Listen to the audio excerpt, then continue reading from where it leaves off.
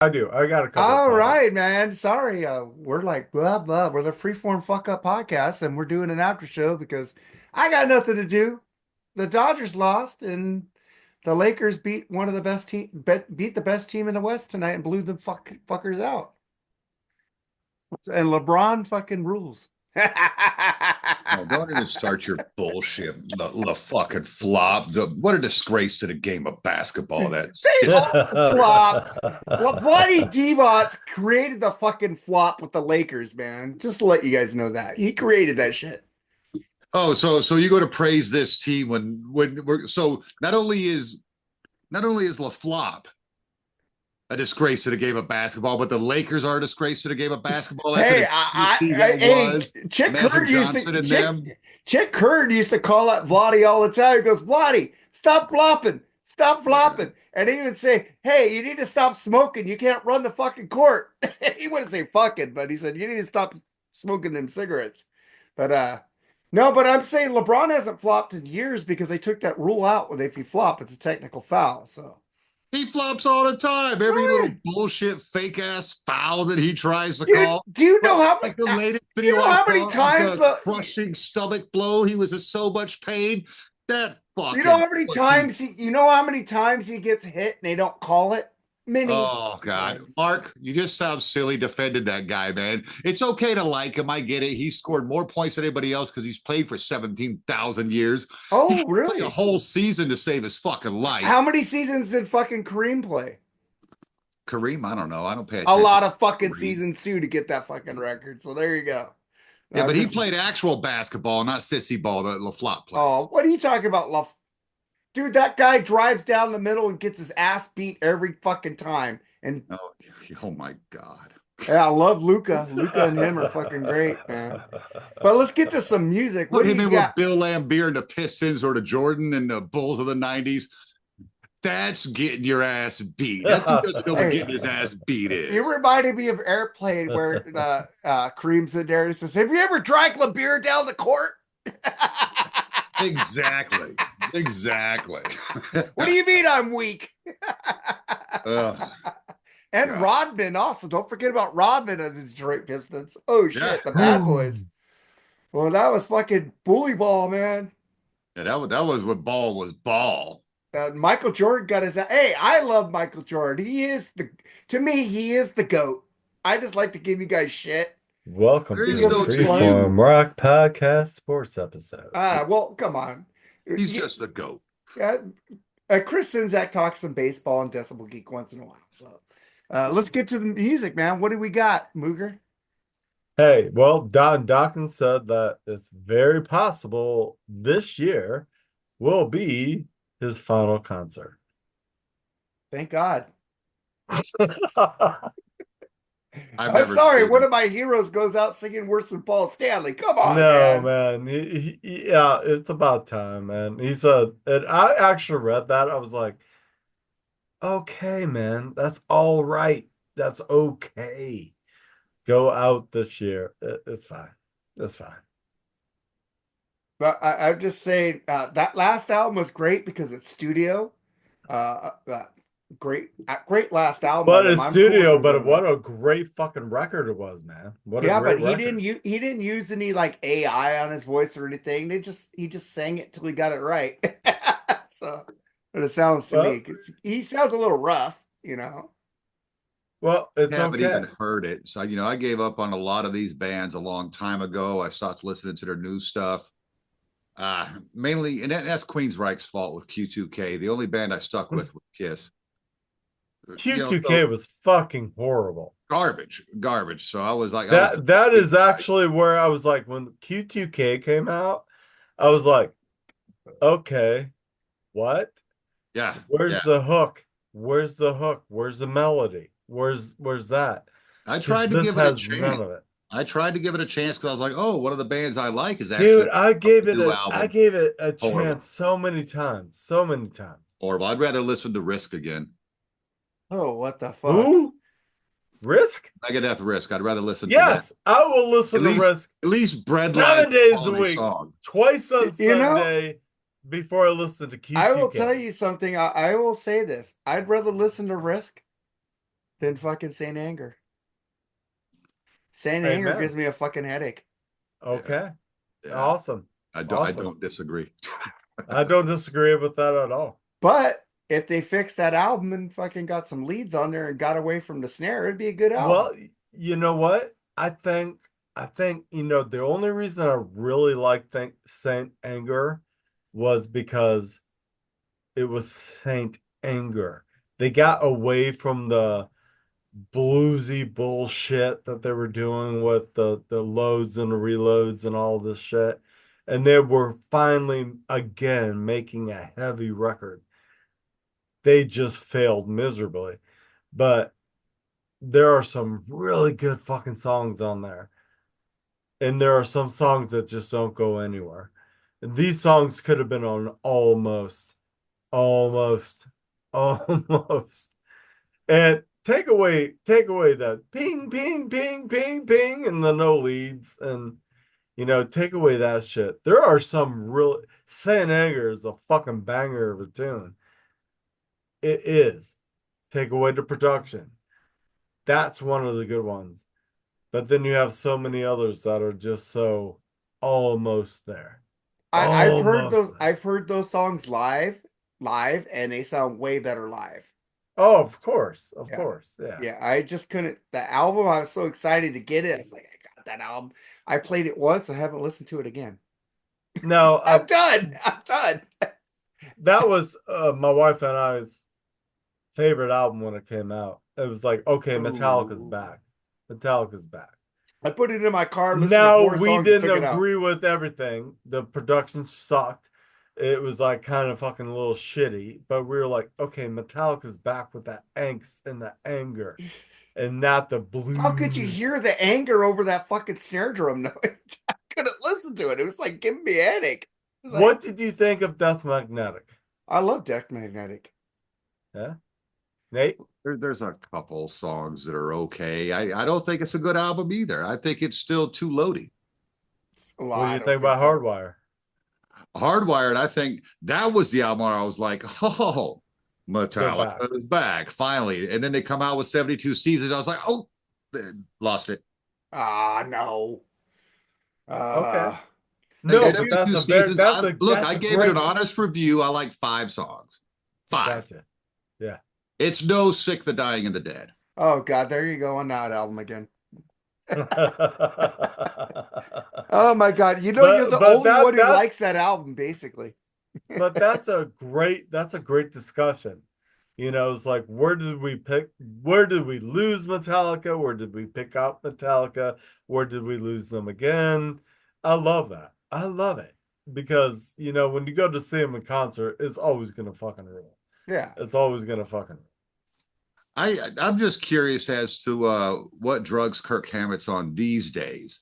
Because I read an article where he's trying to talk, man, I think Load's really popular even with the old heads. They're really starting to come around. You're out of your fucking mind, Kirk. We still don't like it.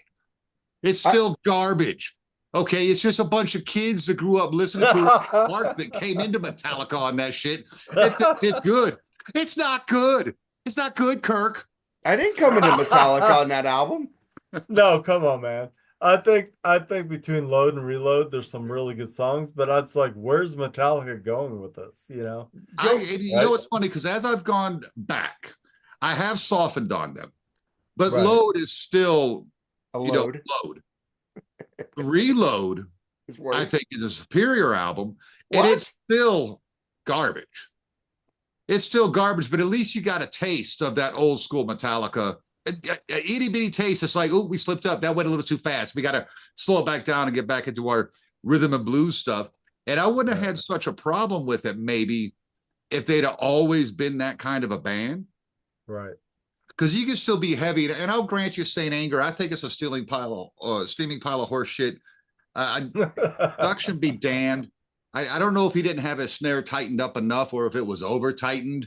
I don't know what's going on there. The whole pulling the guitar solos completely out to try to be new metal. I Right. mean, I don't know. I don't know because I like new metal, but I like new metal bands to play new metal. I Right. want Metallica to play Metallica. And like my co-host, Metal Mike says, oh, did you expect it to play 100 miles an hour all the time? No, I didn't. My favorite song by that band is Fade to Black off their second album. And that was probably one of the slowest songs they had done up to that time. That's not what I'm saying, but be Metallica for Christ's sakes. Right. Right. No, that's my only issue with that band And altogether. I think they could have continued to be Metallica, in my opinion. I think they could have continued to be Metallica after the Black Album. And I don't give a shit what music was turning into. They would have been Metallica. They would have been fucking a force to be reckoned with. Look, Master of Puppets came out in the middle of the glam 80s. Master of Puppets was not a fucking glam album. It was mastered. It was mixed by a glam producer. All right. Did you think Master of Puppets was glam? Well, of course it's not. It's a thrash metal album. It's a fucking perfect thrash metal It's album. like your guy says, a thraster piece, Metal Mike. Yeah, it is. It is. It's not my favorite Metallica album. I have a wicked soft spot for Ride the Lightning. That's okay. It's That's my okay. favorite album. But to deny the genius that is Master of Puppets would be asinine. The Black Album, the self-titled, uh, there's songs that I really like on that, and there's songs that are it's just tripe. And everyone's like, "Oh, sad but true." I was talking to a buddy the other day. That's like his favorite Metallica song. I'm like, "The fuck are you smoking? That song's horrible. It's the same riff over and over and over and over. It does nothing. It's a horrible song. It's fucking horrible." But I'm the guy that likes The Unforgiven. What the fuck do I know? I like The Unforgiven, but the thing is, Sabatru, I was smoking a lot of weed when that album came out. And the thing is, I like that song because I like the vocals. I like James's vocals. Hey, hey, I'm your light. I'm the one that takes you there. I like the way God, he I love that fucking guitar riff as a guitar Yeah, I player. love that too. And there's a Dun, good dun, solo on dun, it. dun, dun, dun, Even though the dun. riff repeats over and over, there's other things to that song that I like more than that repeating riff. Uh, And I get it, man. I get it. I get it that the riff just repeats and repeats and repeats. And I saw them Um, live twice back to back at the LA Forum, dude, and they kicked ass. And the thing is, like I told Mooger yesterday, they changed the set list. They didn't play the same set list back to back nights. No, I know all about that. I really wish I could have seen Metallica because they're still a bucket list band for me. Metallica, Megadeth, King Diamond solo. That's all bucket list shit for me. I haven't been able to see them. I thought you saw King Diamond. I saw Merciful Fate. Kind of the same thing. It's not. It's not the same songs. No. Same it's guy. not the same thing. Same guy. But it's a completely. It's a different Different band. band. Yeah, At least you Merciful got to Fate. see him, no? Merciful Fate songs are just Merciful Fate songs on an album. King Diamond albums are stories, except for Fatal Portrait. That's what I like about King Diamond. It's like listening to a Freddy Krueger movie. I love horror movies. I really wanted to get into King Diamond and Merciful Fate. I tried. It's like that snare drum on fucking Saint Anger. His voice just like grates on me. It's like Oh, I get it. It's the same with Geddy Lee. I don't know why his voice does it to me, but it's like nails on a chalkboard to me. I can't listen to it. but his voice has changed. And then they're like, "Well, listen to the instrumentals." No, fuck you. You listen to the instrumentals. That's even worse. What? Dr. Fuck tried to tell me, dude, Xanadu is one of the greatest things. And I'm like, crack's a hell of a drug, dude. That shit sucks. Dr. Fuck is right. You should always listen to Dr. Fuck. Fuck that. He's wrong sometimes. And that's one of the times he's wrong. I'm not going to say that. So I don't give a If fuck. I I'm ever not just say he's talking wrong, shit on a different show. if I ever say he's wrong, he's going to get on me. Somebody's going to give him a fucking bite of me saying something shit about him, and he's going to come at me. No, Dr. Fuck, you rule. So if we Out of were context. They always if, get me out of context, fuckers. if we were all sitting around a table at a bar, we're not slinging fists at each other. We're buying shots and Yeah. we're having drinks and we're toasting. It's like, hell ho, man. I love Merciful Fate, but I can't stand King Diamond. How's that? Boom. Cheers, you know. There's a lot of folks like that. I saw on the King Diamond group page yesterday, this guy had the graveyard up. He said, I just went and bought this, and it's the biggest steaming pile of turd I ever bought. I wish I never got it. And I'm Oh, like, dude, that fucking album's amazing. It's probably one right. of his creepiest albums because he's kind of digging into is that pedophilia? I don't know. It's that's a creepy I fuck. love the fact he goes into some creepy fucking territory with his stories and Yes, his lyrics. yes. And and by the way, people, King Diamond, Merciful Fate, Kiss, Slayer are not satanic I at never all. said they were. I didn't say you Even said even that. No, they King, just even use King Diamond satanic said he was. imagery because it scares people. What a marketing tool that is. Even King No, Diamond man. said he wasn't satanic. He just doesn't believe in God. You Right. know. Yeah, He's agnostic. it's And Yeah, I agnostic. mean, he used to be a part of the Church of Satan with Anton LaVey.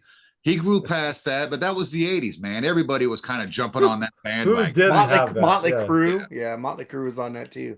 Yeah, and me, I don't care. And I But worship me.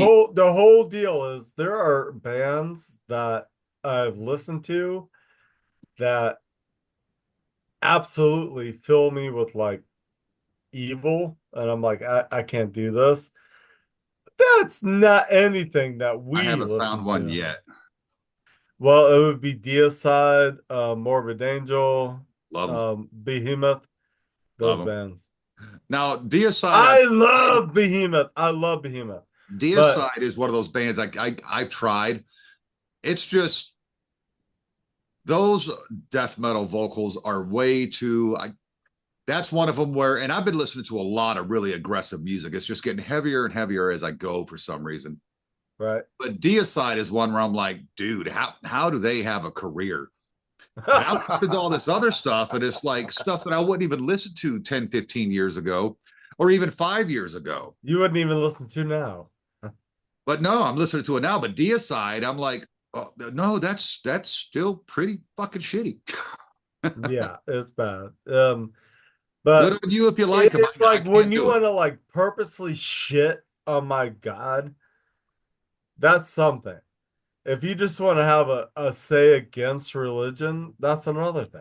Hey, religion. I shit on religion all the time. Religion's the worst thing that ever happened to Yes, Christianity. religion is the Yeah, worst thing that ever happened. You got that fucking Russell Brand, born again yeah, Christian, is raping chicks. He yeah. said, "Oh, thanks, Russell. You just made Christians look like shit again. Isn't it Thank funny? you." All these years later, now that he's come out on the opposite side of the aisle, now he's raping bitches. I'm not buying it. I'm not buying it. I'm not buying it. But here's the problem: his ass is in England, where you'll go to jail for a fucking Facebook post. He's Right. going to be guilty. He's going to go to prison. There's no getting out of it living in the UK. Fuck that communist country. Right. I said it, Now, Brits. Nate, you may not call yourself a Christian. You may not to believe in Jesus Christ, but my God, you're doing God's work. I love you. Sorry. I'm just being a good Nate is person. one of the best persons I've ever met in my life. No, He may piss me off sometimes, but I he still and come back I to him. he and I have definitely shared some shit, Yes. and I love him for what he does.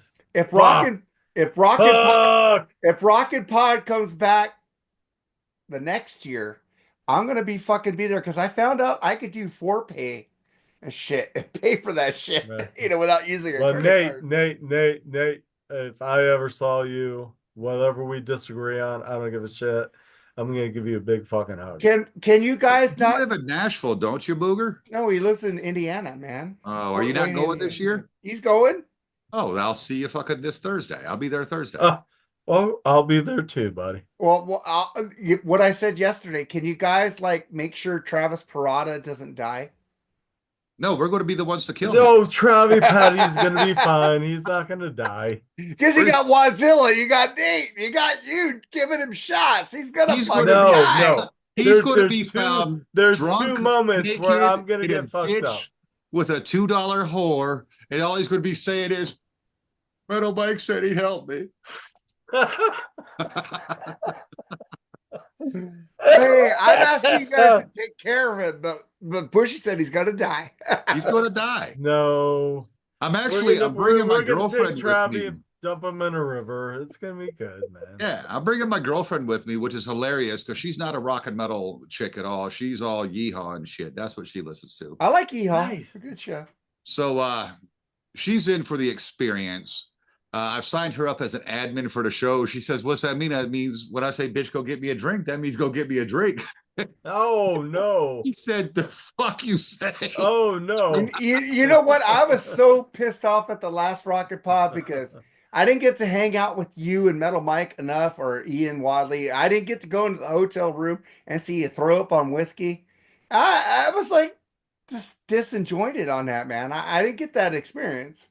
Let me explain that because people take that out of context. Like I can't drink whiskey. First of all, I can't drink Jack Daniels. That I shit, can't either. I it get you turns on my that. stomach when I take a sip. Exactly. When I'm drinking stuff like that, I've got to mix it. But I took a shot and it was some like top shelf Jack. It wasn't even regular old, number 7. It was something more expensive that somebody had bought for Ian. Gentleman Jack? I don't know. It came in a silver label. Probably Gentleman Jack. But I went ahead and I took a slug, and it was good. And but they made me take another one.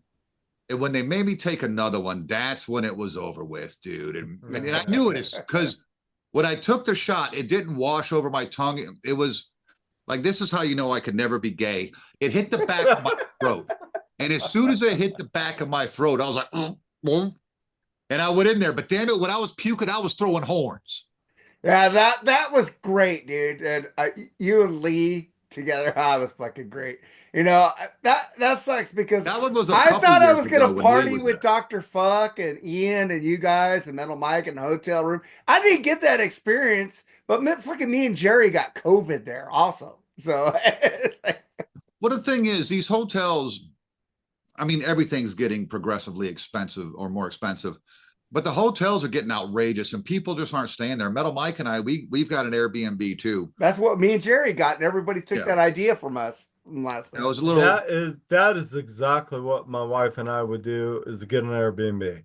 yeah, we've got a Just two-bedroom do that. apartment somewhere it's like 5 or 6 miles from the venue. Right. Exactly. So we'll be okay. We're driving down, me and my girl. Metal Mike's driving down. Someone will stay sober. I don't know. My girl will throw back some Jaeger. So hell, maybe we'll all go to jail. Who the hell knows? But the hotel experience, I think once they stopped having the expo in the hotel, the allure of the hotel kind of vanished. Because when the expo's in the hotel, well, everybody books the hotel. Why not be there where all the action's happening? Because you could ride the elevator with, Carmine Appice or Vinny Appice and shit like that. Now these guys are staying wherever. You never know if they're actually staying in the hotel or not. Fuck it, I'll just see them on the day of the expo. I do get to talk to Billy Sheehan this year. I didn't get to at the last one. I didn't get that interview. I did get it this year though, so I'm stoked about that. I can't wait to hear the interviews. And Mooger's got a fucking will you have a booth, Bushy? Yes, sir. I paid the 350, so Metal Right. Mike are gonna have a booth. I was going to, but shit went sideways in my life and I just didn't Yeah, I have know time. what shit that was, you motherfucker. I'm sorry, I'm sir. not gonna say it here. My shit just went sideways, and had I not already had this trip paid for, I wouldn't be going. Let's just put it that way. I'm just saying, Mooger, you got a list to get us some fucking Dude, shit. I have a list right here. Look at that. Look at that. I Look at that told them, I motherfucker. told him and Jerry to get there, Nate, help you, me get this list. I'm gonna you hook up with you. do the interviews, get a booth. You and Jerry do the interviews. He's and the one finish. who played 350. He's the one who deserves interviews and the bumpers. But you should have paid for it. You said you're going to pay for it. And I said, I can't go. Can you guys just do it and then send me the fucking tapes? And then I'll say, hey, it's Mark Alden Taylor. I couldn't be there, but my brother's got these interviews and I would have put it up. I don't need to be the focus of the podcast. You guys can be the focus. I've always It's told you glorious. guys. It's a whole day of really horrible, shitty sounding interviews because of all the background noise. Yeah. Yeah, but the thing is, We need to get some really good unidirectional mics. but Jerry's And so got those anybody separate talking mics where into it's everybody like can straight talk there. into. You know, he's got those separate mics where everybody can have their own mic. And that was Well, we do fucking too, because I'm bringing my two Metal Mike's bringing. He's got two or three that he uses for the Metal Mike show. On craniumradio.com. Let me go ahead and plug him real quick. Oh my God, Nate. I cannot wait Oh, to dude, give you a I big. need this so bad. My life flipped upside down 2 weeks ago, and I'm not going to go into it on here. But it's like I was talking to Sinzak the other day. I had to send him a message. I'm like, hey, I kind of see the weather going on out there, dude. Is this thing still a go? And he's like, yeah, I mean, it kind of something kind of hit near the venue, but everything's okay, and it's still a go as of now. So I'm like, oh, okay. He's like, because I really need a good drunk. I hear what's going on in Western North Carolina with the fires, and I'm like, yeah, God hates Western North Carolina. We've been fucked since September 27th with that what are you hurricane. talking about? Right. California's been fucked for years on fires. But Welcome that to place my should just world. fall off. I'm still waiting for the San Andreas fall off the fucking Earth thing. That's what I'm waiting for with We want the California. Lex Luthor nuclear bomb to fucking put I'm telling you, California. and I'm sorry, Mark and Vincent Kavanaugh, and anyone else that I know in California that's a friend of mine, get the fuck out because I want that bitch to fall into the ocean. I'm secure in the Northeast. Northeast. No, I'm You see, I'm so guys have been glad to having some not be in the earthquakes north there lately. What anymore. are you talking about? Indiana's been having some earthquakes there. I've been hearing. I like the fact that I moved to a part of the country where I can open carry. You don't even have to get a pistol permit. I mean, to conceal carry, you've got to have one in this state. But you can open carry and you can walk into a gun store and the same as buying a rifle. They run your background check, you pass your background check, they hand you your gun that day. You don't have to do the 5, 10, 15, 20, 30 days waiting list after paying the Or do a $1,000. class. Like California makes you do a class. Yeah, yeah, none of that. And No, where no class to where get a are you, concealed Nate? carry. Nate, North where are Carolina. you at? North North Carolina. Carolina. Yeah. Okay. It's a That's where I want to move. That's where I want to retire. it's a I weird want to state. It's got a red legislature but a blue governor, so we can still see, no, okay, maybe I don't this care is about good the and red maybe or the this is blue. good.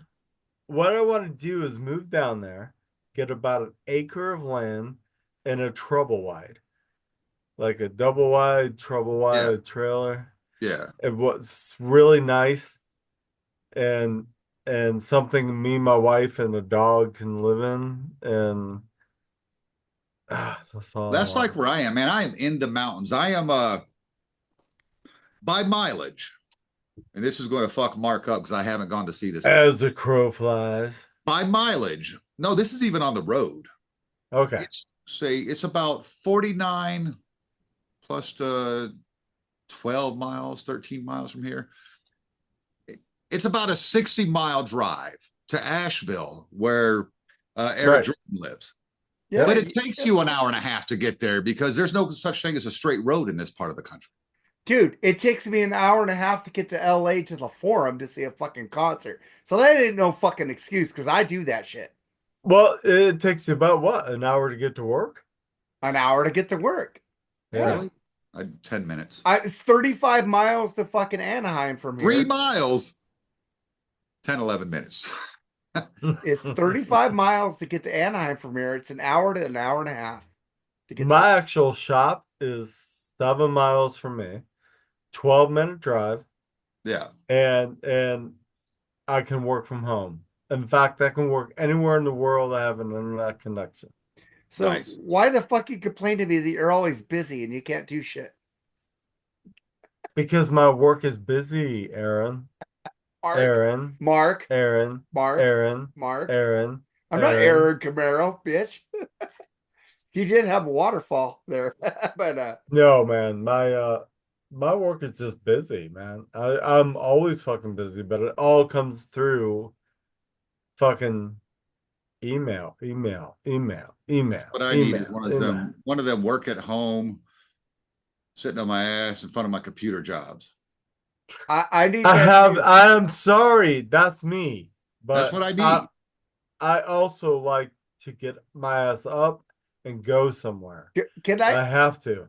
I say something really quick? It's not No, about music. It's just about I ordered from Wendy's delivery yesterday, and I haven't done that in a while because I drank and I didn't want to go out and get food. I didn't want to cook food yesterday.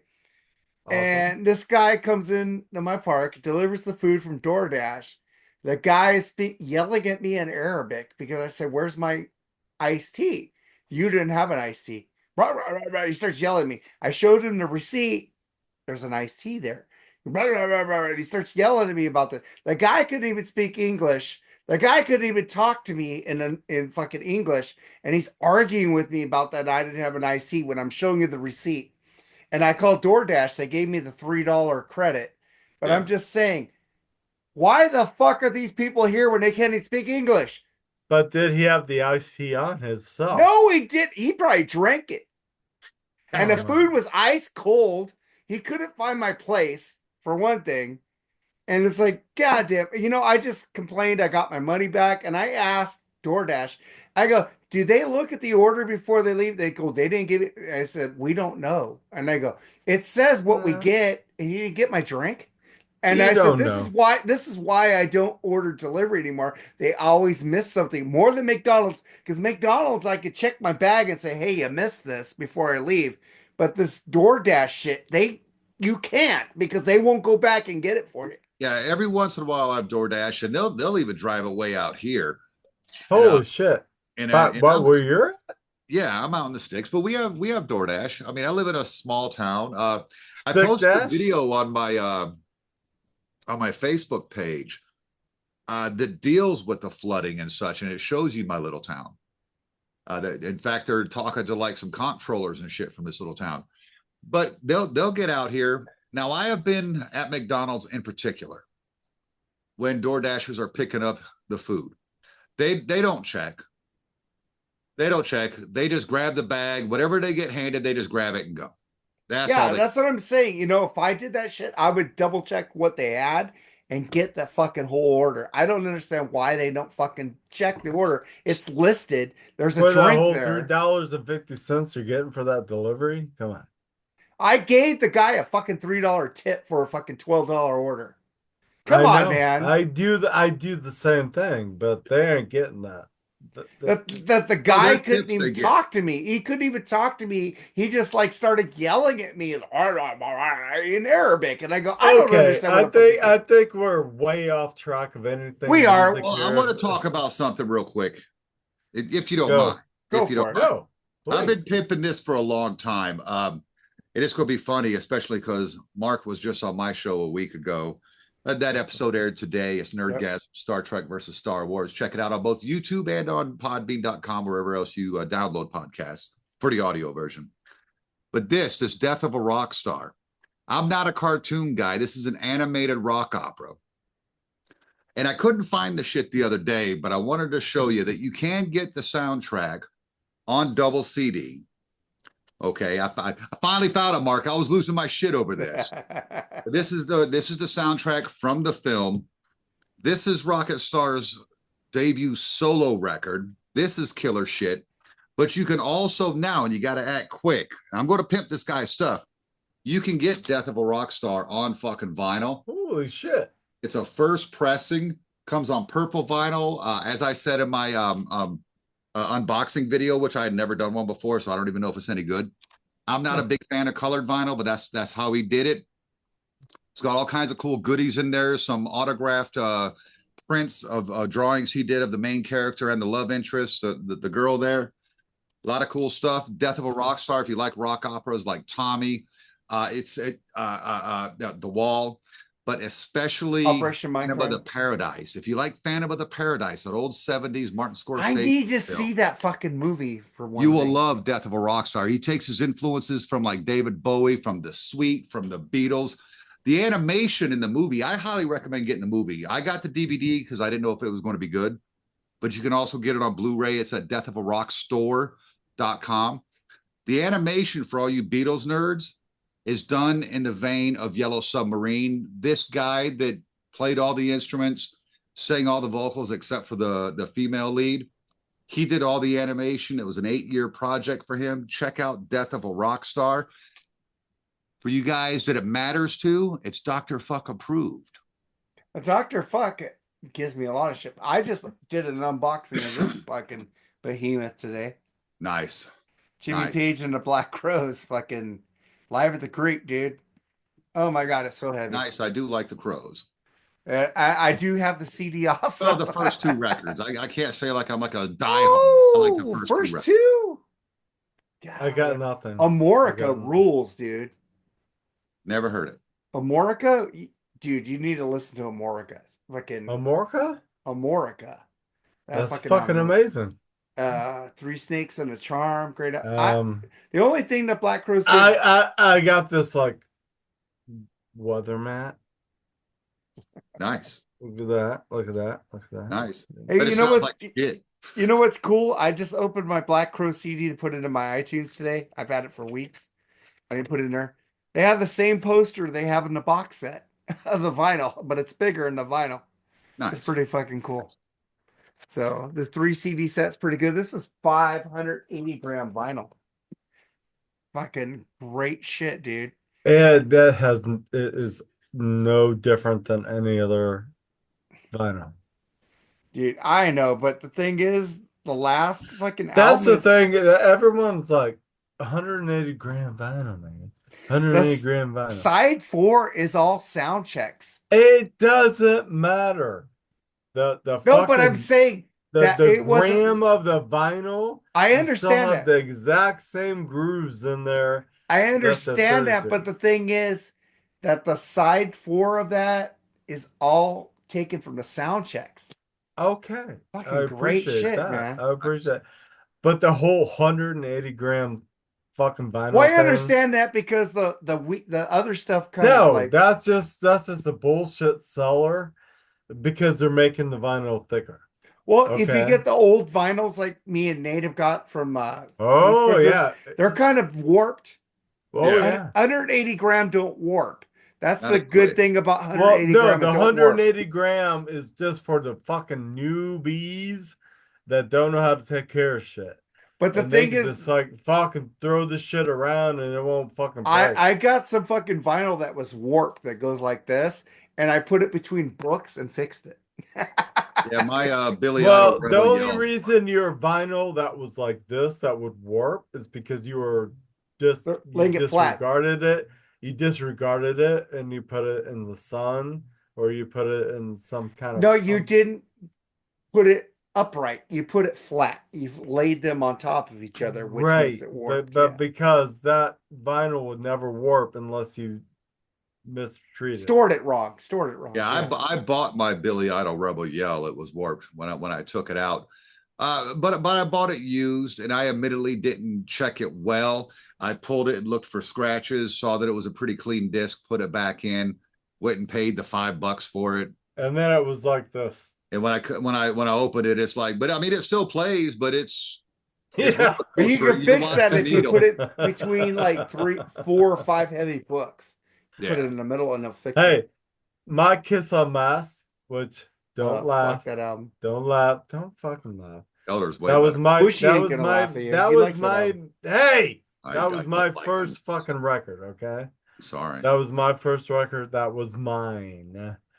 And I left it in the sun and it warped and I put it in front of a heater in front of like a couple encyclopedias, to try and shake her down. And I was still able to play it and it would go over a hump, a hump, a hump. Yeah. It's okay, man. It's okay. It doesn't matter what record you have. 180 gram, it only thing good about 180 gram is it's gonna survive Yes, that's because what I was saying. the grooves are the fucking same. Yeah.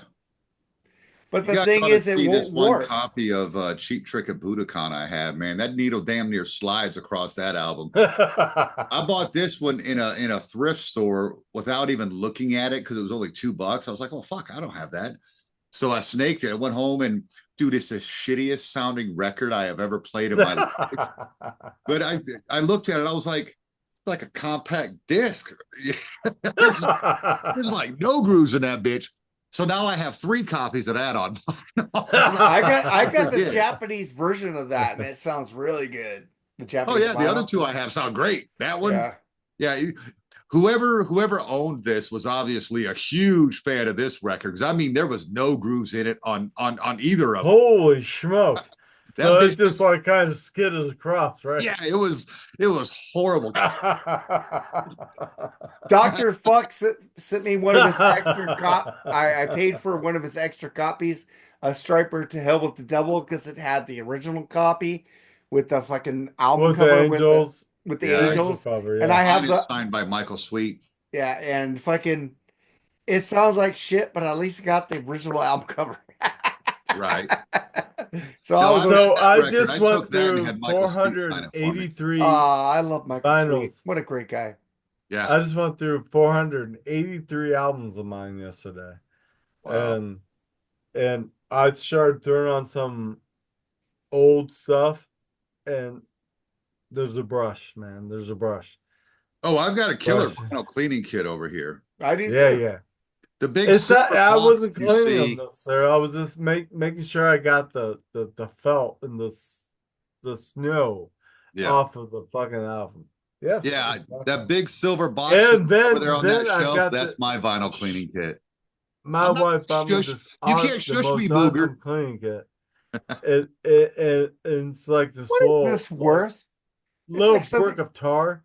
It's like a little brick of tar, No, but and the I thing just is, like it's supposed to keep your vinyl and it fucking slows it down. It doesn't work good at all. What they put it on their vinyl and it doesn't make it sound any better. I bought this because I thought, oh, wait, you're supposed to have a weight on it. No, it fucking ruins your belts and fucks up your vinyl, your record player. absolutely. It's like, So I've got this like little thing of tar that I drop the needle into, pull it back up, drop it in, pull it back up, pulls all that bullshit off my needle, and I never have to touch my needle. It's but I'm beautiful. saying, why do you need to put a weight on your vinyl? I don't understand this shit. Oh, not on the vinyl itself. When I was a kid, I used to put quarters on my needle, Well, yeah, the uh, pennies work. Pennies work better. pennies or quarters or whatever, man. I used to put weight on the needle to bypass the skip. I bought this shit for $10 because somebody said this is good for fun. That's not good. You don't know. It That's ruins your gonna just belts. It slows down your vinyl and ruins your record right. players. Yeah. Right. I just kept it to bitch about it. I was gonna throw it away. I said, "Oh, Damn, Nate. I'm gonna see you in what, Thursday? Nate, you lost your mic." Yeah, my internet went unstable. That's the downside to the fucking mountains. You guys froze up, so I'm like looking to make sure my modem's still on because I woke up at 6 o'clock this morning and I was getting the blue flashing light. I'm like, oh, it's raining in the fucking mountains. Yeah, I'm coming into Nashville Thursday. My girl and I think we're going to leave. I plan on being out the door by 7. It's about 5.5 hours. So 7, 8, 9, 10, 11, 12. So we'll be there by noon or 1 Central Time. Are Where you you gonna gonna see? land? Are you gonna Where see are you Tuck gonna land? Smith? Land? Where are you He's landing? driving. He's I'm driving. driving, dude. Where are you landing? He's driving. I'm I driving. know you're driving, but where are you gonna land? How are you gonna land when you're driving? Holy shit. Where are you gonna park? I don't know because Metal Mike has the Airbnb info. When we first get into town, I want to take her over to the Opry, so she can see the Opry and all that stuff. And maybe we'll go over there to the Country Music Museum or whatever, Hall of Fame, whatever it Johnny is. Cash Over there. Museum is amazing. Okay, some of us always like go end up at scoreboards and get some Nashville hot, I mean, but I don't know. It depends on when people start getting into town. Once I'm in there, I'll send out a. Are you gonna be there for Tuck Smith? No, I'm Oh not. yeah. Shit. Ah, Tuck Tuck Smith Smith, Tuck rules, Smith dude. is if he's Seriously, getting in there Thursday, Tuck Smith is Nate, you would until love Tuck Saturday night. Smith. Nate, you would Saturday love Tuck night. Smith. Look, here's the thing. This year, your first of all, the price of the platinum thing went way up. So now it went from 250 to 350. And there's literally nothing with it. Literally nothing with it. So, except for I got a booth and I was in the interview pool. So I'm going to the pre-party and that's all I'm going to. Was the well, you're not going to the isn't Tuck Smith the pre-party? No, No, that's it's the after No, party. he's the after show. you need to He's go the to after see show. Tuck Smith, dude. The No, guy is I'm not amazing. spending. Frankly, I don't have it. I don't have it. You're coming with me. You're But coming with me. when I was talking to my Pay girl, for him, bitch. Pay because for him. because Pay I for was him. trying to take her to I'll the get it. Opry, and I I'll can't get even you. make that happen. I'll get you. Come on. But no, it's okay. Me and her are going to go find something to do in Nashville. No, you're I, coming with us. So Tuck I'm going to Smith the rules, I'm dude. going to He the will. pre-party, and I'm going to the expo. Hey, all Tuck right. Smith will change your life. One of the best new artists that I've seen in a long time, dude. He may be great, or they may be great, whichever the case may be. But she's never been to Nashville. This poor girl's never been anywhere. She lives down here and has never been anywhere. I took her up to New York. She had never been up there. We're going to Nashville. We're about to take a cruise at the end of the year. So I'm trying to take her to see a little bit of the world anyway. I got to tell you, it's funny. We had to go get our passports done. I And got my passport. she was complaining about her passport photo. I was like, baby, look at me. I look like the fucking Taliban. I'm not getting out of here anywhere, man. I'm not getting out of this damn country. Hey, maybe one My day. beard was on point. I mean, I was looking Hey, good for that picture, but I was like, I they're don't gonna think think I'll I'm let you. hard a I lot who don't I'm think. barred. I One don't think day, I I'll think let you out. all of us should plan a trip to Hawaii and go there and fucking just relax on the beach, man. I wanna go back to Germany. No, I don't want to go to Germany. That's because you've never been there. I grew up there. Yeah, you And grew up I there. want to go back so I bad. think it's a lot Hey, different than when you've been there. This is how much I love Germany. I love Germany so much that if I wasn't so pro America and pro gun and freedom, I would move to Germany. There's something about being able to drive 30 minutes or an hour and see something that has stood since the 1400s, as opposed to this country, albeit a great country, but it's only 250 years old. There's not a lot here historically. There's stuff that's been standing for years and years and years. Europe, in and of itself, is amazing historically. I agree with that.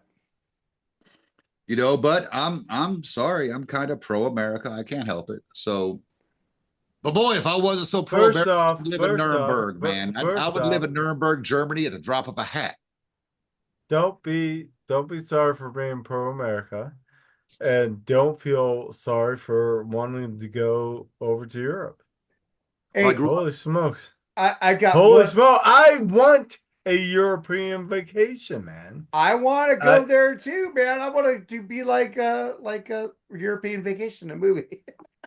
Yeah, I grew up over so there. if anything, I Look, even want to see my Western states. look, I want to look, see the the the. look, kids. There's Big Ben. Look, there's part of it. Look, kids. I want to see the shit I haven't seen. And Well, there's a I'm lot of this 51. country I I'm still haven't 51 seen. years old. I'm not gonna see a lot more in my life. And I've seen a lot, and I, I'm grateful for what I've seen. But I want to see Europe. I want to And go I see want to, Italy, dude. I want to go see Italy big It's time. it's beautiful. I want to go to Sicily. Yeah, I want to go I there never too. made it to Chile. Hey, You but know, did you guys hear what Tracy Gunn said? I barely listened to that guy, that but his new record rocks. No, I love the new LA Guns, by the way. At least they changed the album cover. It's different. But what I'm gonna say is that he said that he loves the guys in Skid Row, but he thinks they're crazy leaving money on the table, not bringing Sebastian Bach back in the band. Well, look at that. The first time I've ever agreed with Tracy Guns. He thinks he loves them all. He loves Sebastian. He loves the band, but he thinks they're crazy not bringing Sebastian back in the no, band. All these years that later, wouldn't you think? Because I've made up with people I haven't talked to in 20, 30 years, because everybody grows and changes. Wouldn't you think that after all this time, it's like the dude's still out there singing this stuff? Yeah, he's not singing it like he was when he was in his early 20s, but fuck, nobody is. There's a select few vocalists out there that can still do it like they could 30, 40 years ago. A select few, but he's damn close. He's damn close, and that dude, he breathes fucking rock and metal. He breathes. Yes. And look, personally, I think Sebastian Bach's a fucking douchebag Canadian that needs to keep his mouth shut half of the time. Me too. But as a vocalist, fronting Skid Row, they'd get my money. That last solo album he made beats the last album by Skid Row for me. I'm sorry, Dr. Fuck. That last Sebastian I Bach. like them both. I thought that guy was a good fit. He's better than the other guy they had, and the one that we never got to hear. You know, and I interviewed Rachel Bolan when ZP was in the band, and we never heard nothing from him. Never heard a damn thing. ZP's horrible. Well, I like him. I liked him with Dragon Force. Oh, I hate Dragon Force. Well, of course you do, because it's good. No, his voice is like it's like King Diamond shit. But the thing is, that last Sebastian Bach album was fucking lost Skid Row album to me. Fucking amazing. Definitely good. Yeah. Definitely good. I think that Skid Row's doing just fine on their own, the way they are. Well, where are they? They're sitting at home. They ain't done shit since the guy left the And band. they're sitting at home and they're doing flyout shows with some kind of singer. But They what had to I'm, have They're Lizzie making Hale. They had to have amazing Lizzie money. Hale finish their tour. but what I'm It's not a saying is bad that, job. saying Eric Gronwald did not want to lead the band, but they said, "Hey, we want to keep touring and touring and touring and making And money." he But the had thing is, said, they "Hey." haven't done that since he's left. No, they finished up their tour. They And they finished haven't the done tour with shit. Lizzie Hale. And then, what's Skid Row doing? Are they writing music? I Nothing. don't know. Nothing. I don't know what they're doing. They could have Eric Gronwald come in and do limited touring, and they would have been fine. But they Because fucking said, "Hey, Eric, you don't want to do as much touring as we want to do," but they ain't doing shit. Yeah, he's excuse me. He's got cancer, right? Yeah. I'm sorry. Are you Skid Row's manager? I didn't know that. I didn't know that, Mark. I'm Nope. sorry. No, I but didn't know Skid Row that, told that Eric you actually Gronwald. I didn't know you actually had that inside knowledge, you motherfucker. Eric said, "Oh my God, I'm so happy you were able to share with me that fucking you knew exactly what Skid Row's fucking managerial contract was." It was Eric. Awesome, awesome. It was Eric Gronwald who Eric said kind of came himself. public and said it. Eric Gronwald said that, and he Yeah. wanted to stay with the band, but they wanted to keep touring excessively. Oh, I'm sorry, but you know the entire inside story, right? Well, I just know what Eric said, and right? I've seen. No, you only know the fucking clickbait. What is Eric You doing? only know the fucking clickbait. What is You Eric? don't know what you do not know what was actually happened. What is Eric? I'm sorry. Okay, can I tell you You something? know the clickbait. Oh. Hey, Mooger, what has Eric done since he's toured with Skid Row? Amazing fucking things. He's been with fucking Michael Schenker, touring with him. The thing is, he very sporadically and very more than what shows. Skid Row is fucking doing right. They haven't done shit. No, Skid Row wanted to do a 36-date tour, and he was like, "I can't do it." Yeah, they couldn't have waited for him to get his shit together. He didn't want to leave. Talk to fucking Skid Row. I'm talking to Eric Grunwald, what he said. I believe the guy. Because you see how Skid Row has changed singer after singer after singer after singer.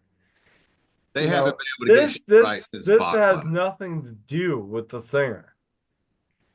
It does, because they had a great fit and they fucked it up. They fucked it up because it was like, "Okay, we're gonna do 36 dates," and he was like, "I can't do 36 dates," because he was and going they were through like, "We need treatment to for do his 36 cancer. dates." So they couldn't, and they haven't done 36 dates since he left. Right. Because they couldn't wait for him. They could have waited for him to get his treatments done and then brought him back. They absolutely could have waited for him for 36 Thank days. you. That's all I'm saying. But they didn't. Because they're assholes.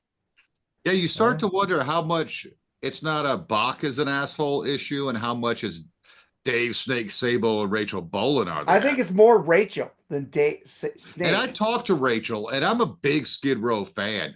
And I interviewed Rachel. Rachel fucking, I got his damn Skype information and all that. It's not going to matter after a couple of days because Skype's going away or whatever. Yeah. But I was able to talk to him on my show by myself from this itty bitty spot, even further into the mountains in Western North Carolina before I moved where I am now. When I first moved down here, I had that interview set up. And dude, it was a great conversation, but he kind of, I mean, he was very cool. He was very cordial. He was very polite. We had a great conversation. But when you hit him with some things, he's kind of a douche. Even asked him about Rob Affuso. He's like, I was like, hey, how's Rob doing? He's like, what, Rob? Oh, Affuso? He's okay. Maybe it's just Rachel's a dick. I Look, think it's you're a bass Rachel. I think player. it's Rachel. Yeah, you're a bass player. You're not a Gene Simmons where you can command the front of the stage. You know, you're not a fucking Steve Harris who's, widely known. You're not one of these bass players. You're not even a Geddy Lee. You're like you're filler, dude. And I know you and Snake, you're like the heart of the band, whatever, blah blah blah. But look, that's that whole New Jersey I'm a prick fucking attitude. He wants it his way, and the bottom line is maybe they are doing okay financially. All the respect to them. I think they messed up, and they just keep pouring coals on the fire instead of saying, "Hey, yeah, maybe we fucked up. This was a good thing." And nothing's come close to what those first 3 albums we did. That last one was pretty close. That last one was pretty close, man. The Gangs Out Here was amazing. Yeah, that was pretty close to like the first or second record. That third album was in the stratosphere.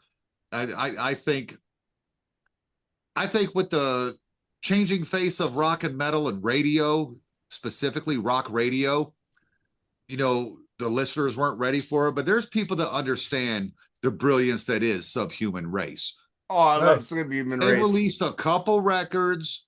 Other guy was Johnny Solinger. Then they released the one with Eric.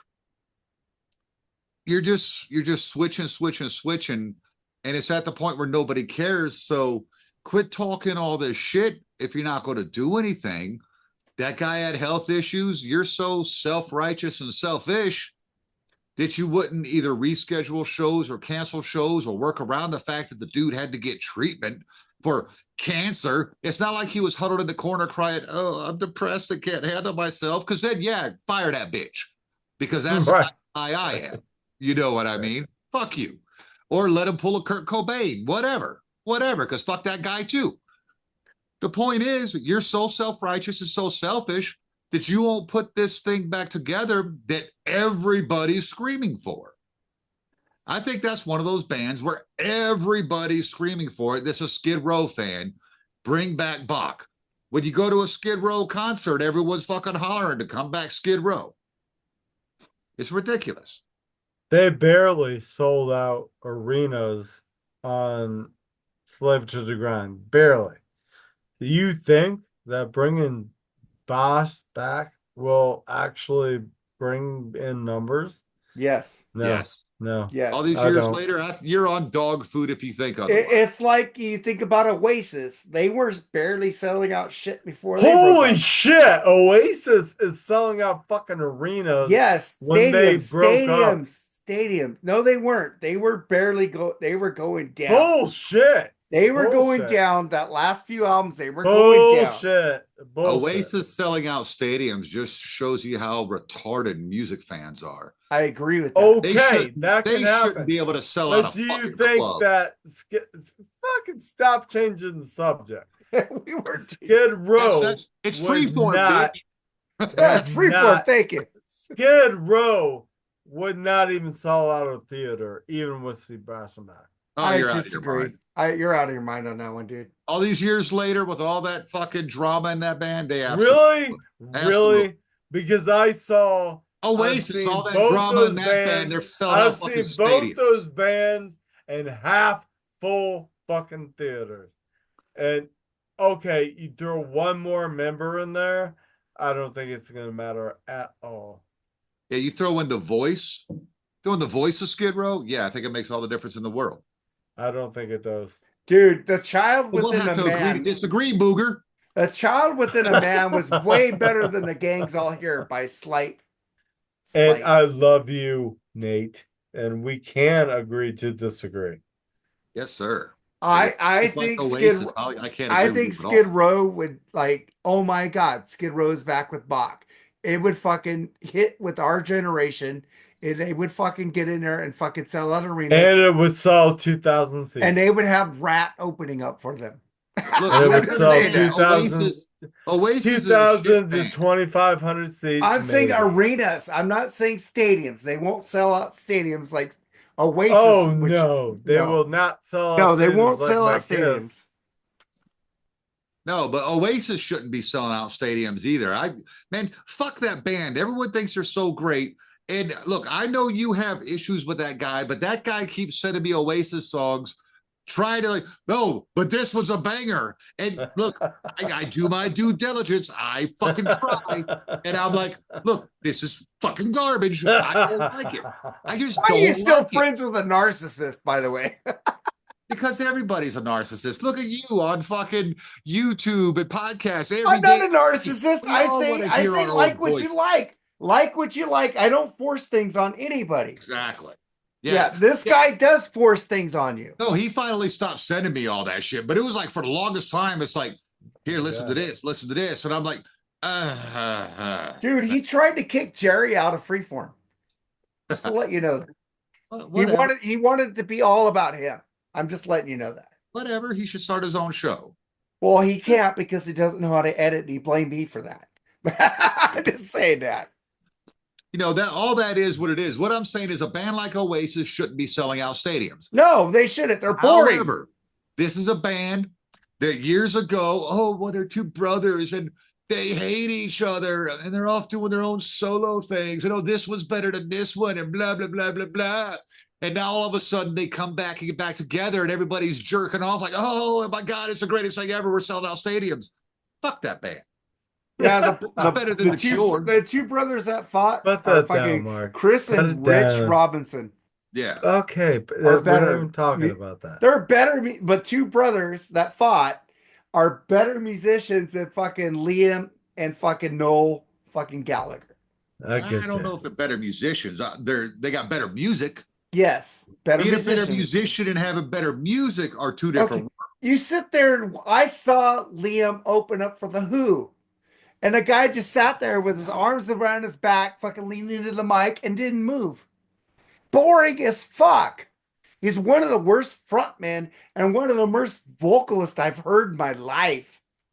Fair You enough. guys, I'm not an Oasis fan. You don't have to sell me, dude. I like Oasis, but I can't listen to a whole Oasis album. I get irritated. But the Who, whatever. I don't care about them either. I love the Who. I love old Who. Won't Get Fooled Again, stuff like that. Yeah, the hits. Yeah. Hey, I saw the Who like 6 years ago. Just Roger and Pete, that's what I saw. Roger and Pete. Yeah. With the drummer of Oasis. It was Ringo Starr's son. it was Zach. It was Zach. It was Zach Starkey. I could top you guys. I saw the greatest fucking concert ever, and I have no memory whatsoever because of how young I was. Led Zeppelin, The Who, AC/DC. My mom and dad went to that show and took me as a baby. I was there. Motherfucker, But I that's got great. no fucking recollection of that shit. There's a Facebook post that it comes up a memory from when my dad had posted on my wall because he had the old poster from that show that they went to, and he's like, "Yeah, you went there. You were there."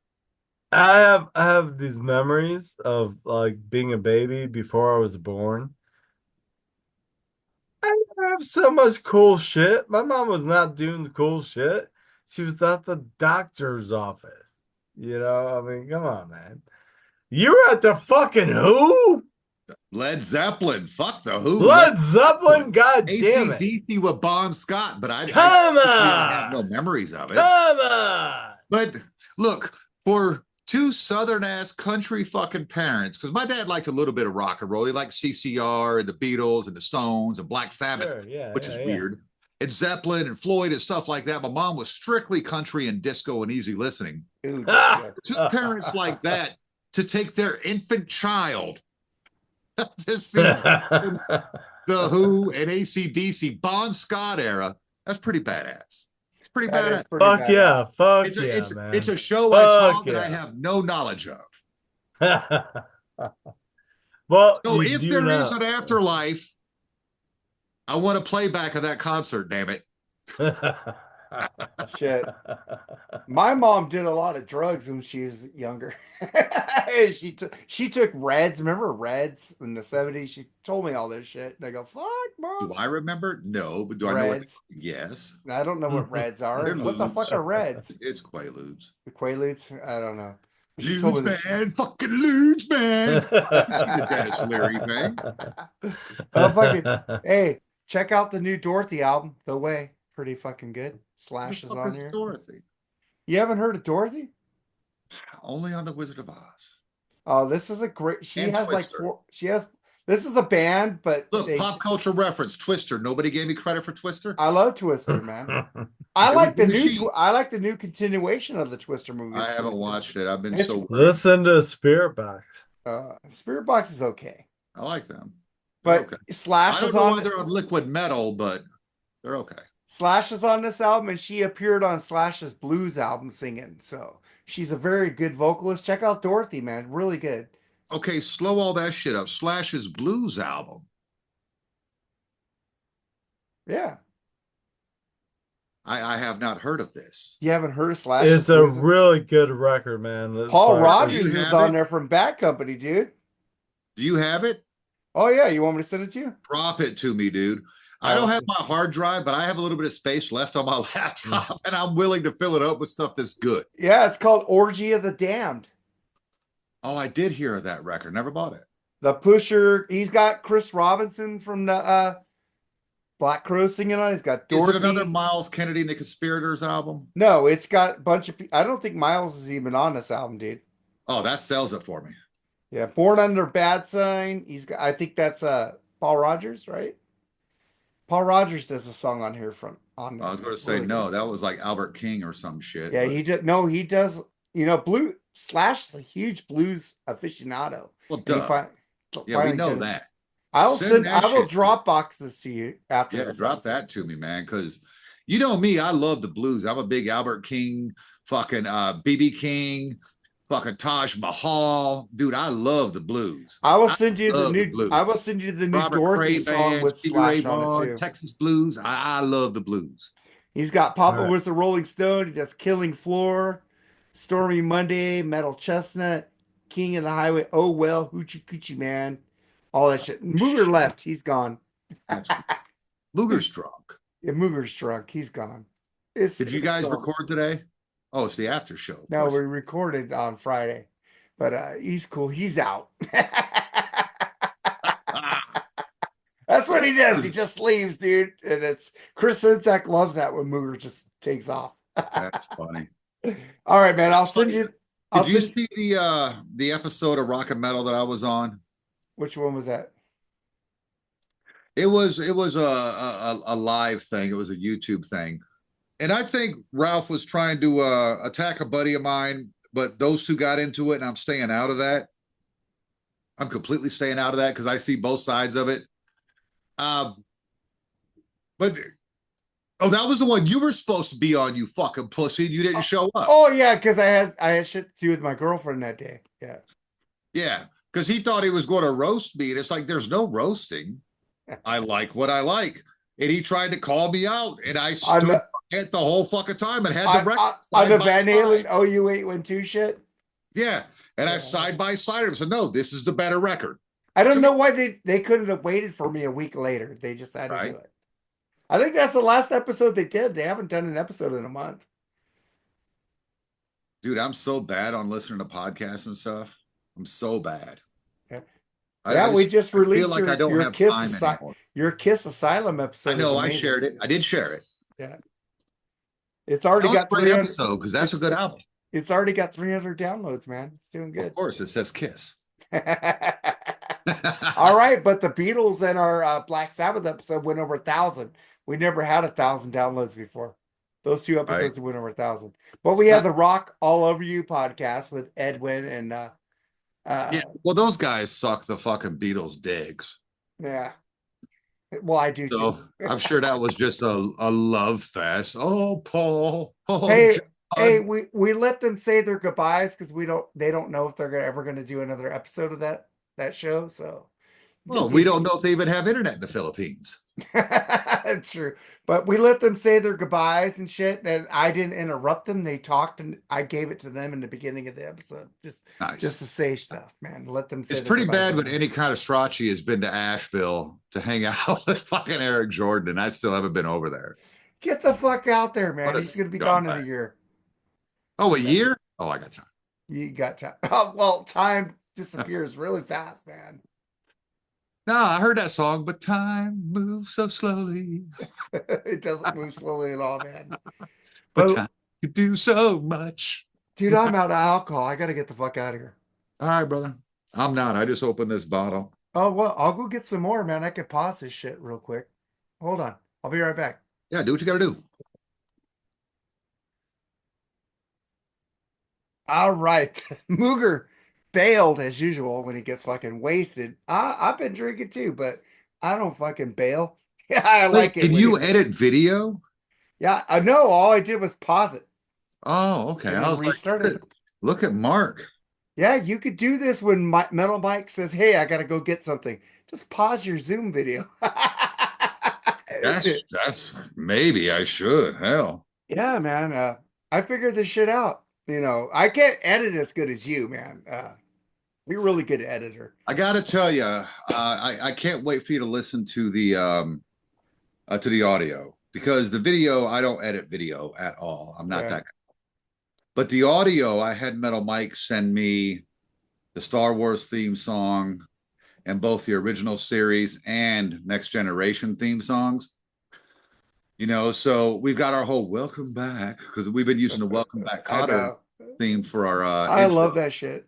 Because you guys are gone so long. Yeah, dude, we're like the Makes most sense. cursed podcast on the face of the fucking planet because something always comes up with us. But from there it goes, you hear Captain Kirk with Space, the Final Frontier. And from there, Star Wars hits. Like I cut out most of that speech. It just hit the Star Wars theme song. Why? And then, like right in the middle of that Star Wars theme song, all of a sudden, fucking Captain Picard comes in to boldly go. What has gone before? Where no one has It's gone been. before. Yeah, no one. Yeah, Yeah, because I like. they had to be woke in the 80s. But I'm saying, hey, there's woman and there's man. We're both man. It makes woman comes from man. So I don't understand that shit. I've Yeah, never. mankind. And so like I kind of agree with George Carlin in some of it. Mankind, humankind. I'm okay with that, but it starts to get ridiculous. Like he said, what am I supposed to call that thing in the middle of the street? A person, a whole cover. It starts to get stupid. A he-man's now an it person. I don't get it. And now today, and he was saying that in the 80s. It's even crazier to fucking day. I don't know what to say to anybody because I'm a sir man kind of guy. I was raised in the military. That's how I speak. Now I got to try to fucking guess, make it obvious. But the thing is, we don't treat women like an object, but they think that we treat women like objects, which is bullshit. We treat women like a person, but the thing is, they start separating us like we're like misogynistic, blah, blah, blah, blah, blah. Sure. No, women could be just as assholes as men could be. I've been there. Oh yeah. Yeah. Oh yeah. So what else has been going on with Mark? Congrats on the podcast. You were saying earlier 1,000 downloads on the Black Sabbath and the Beatles. The Beatles and the new episodes, the fucking Kiss one looks like it's going to do really good too. We haven't been getting any less than 200 downloads lately. It's fucking amazing. Nice. I don't Well, know. you're beating people over the head with it, which is the way to do it. I wish me and Metal Mike could do it that way. But things happen. He's in management, I'm on 12s. It it's just hard to schedule it. My shift switches every week. It's tough. I went 6 months with no internet, moving from one town to the next, because in these here mountains, you can't get one of these goddamn hillbillies to get their asses out here and put the fucking internet in. Ugh, Hillbilly time, man. dude, I so don't belong living in the South, even though that's where my family's from and that's the blood that goes through my veins. I am Southern blooded and Yankee sounding, but I'm here to tell you 32 years in New York will change you. And there are so many things that I want to snap off on every day. I follow the local Facebook pages and people are bitching about driving. And I'm like, you motherfuckers can't drive to save your life. If you had to parallel park, gun to head, you'd have to take the bullet. And you don't know what a damn turn signal is. I got to guess what you're doing when you're stopping in the middle of the damn street. I get road rage walking through a Walmart, because up there in New York, everybody's moving fast. Nobody's just strolling around, taking their time. Down here, they're taking their time on everything. Dude, And, I get road rage walking on a sidewalk going into work because these motherfuckers are walking side by side. And I'm trying to get behind around them, and I have to go through the fuck. Sometimes I'll run into the street to get around them, and I got a fucking bad knee, and I walk faster than these fucking healthy motherfuckers, yeah. and it pisses me off. And I'm not talking about the rude shit. The rude shit. The rude shit is you got two people coming opposite directions in an aisle and they stop because we have to have a conversation. And, It's here too. It's here yeah, too. one doesn't. I'm not talking about that, because that's just people being inconsiderate assholes. And that's all over the country, all over the world. Well, yeah. Just talking about I'll be behind somebody and I like want to hit him with my cart. Fuck out of the way. I do too. Because when I go to a store, and unfortunately around here, Walmart's like the only store we have. Literally, it's the only store we have. I am in there to get what I need to get and to get what they call the fuck out. Yeah, me too. Ooh. I get it. I got my list, or I got what it's in my head to get. A lot of times I forget even what's on my list or what it's in my head. I go, fuck, I forgot to get that. But the thing is, I get into the store. I want to get in. I want to get out. When I go clothes shopping, I know what I want. I want to get in. I want to get out. And these motherfuckers block the aisles, or they have the shit locked up because of fucking thieves. And I got to fucking push a button to have them come get me shit. And then you got to wait. Yes. To get cologne, I've had to wait for an hour and a half. Oh, shit. Fuck that. I would have left. Oh, no. I'm going to get what I need to get. You're going to hear about it. To give you a perfect example of what I deal with down here. Again, Walmart is the only store we have in this area. No Target? To drive an hour, hour and a half to Asheville, or an hour, hour and a half to Morganton, or an hour, hour and a half to Hickory, or an hour, hour and a half to Johnson City, Tennessee. I have to travel to get to a place that has more than just Walmart.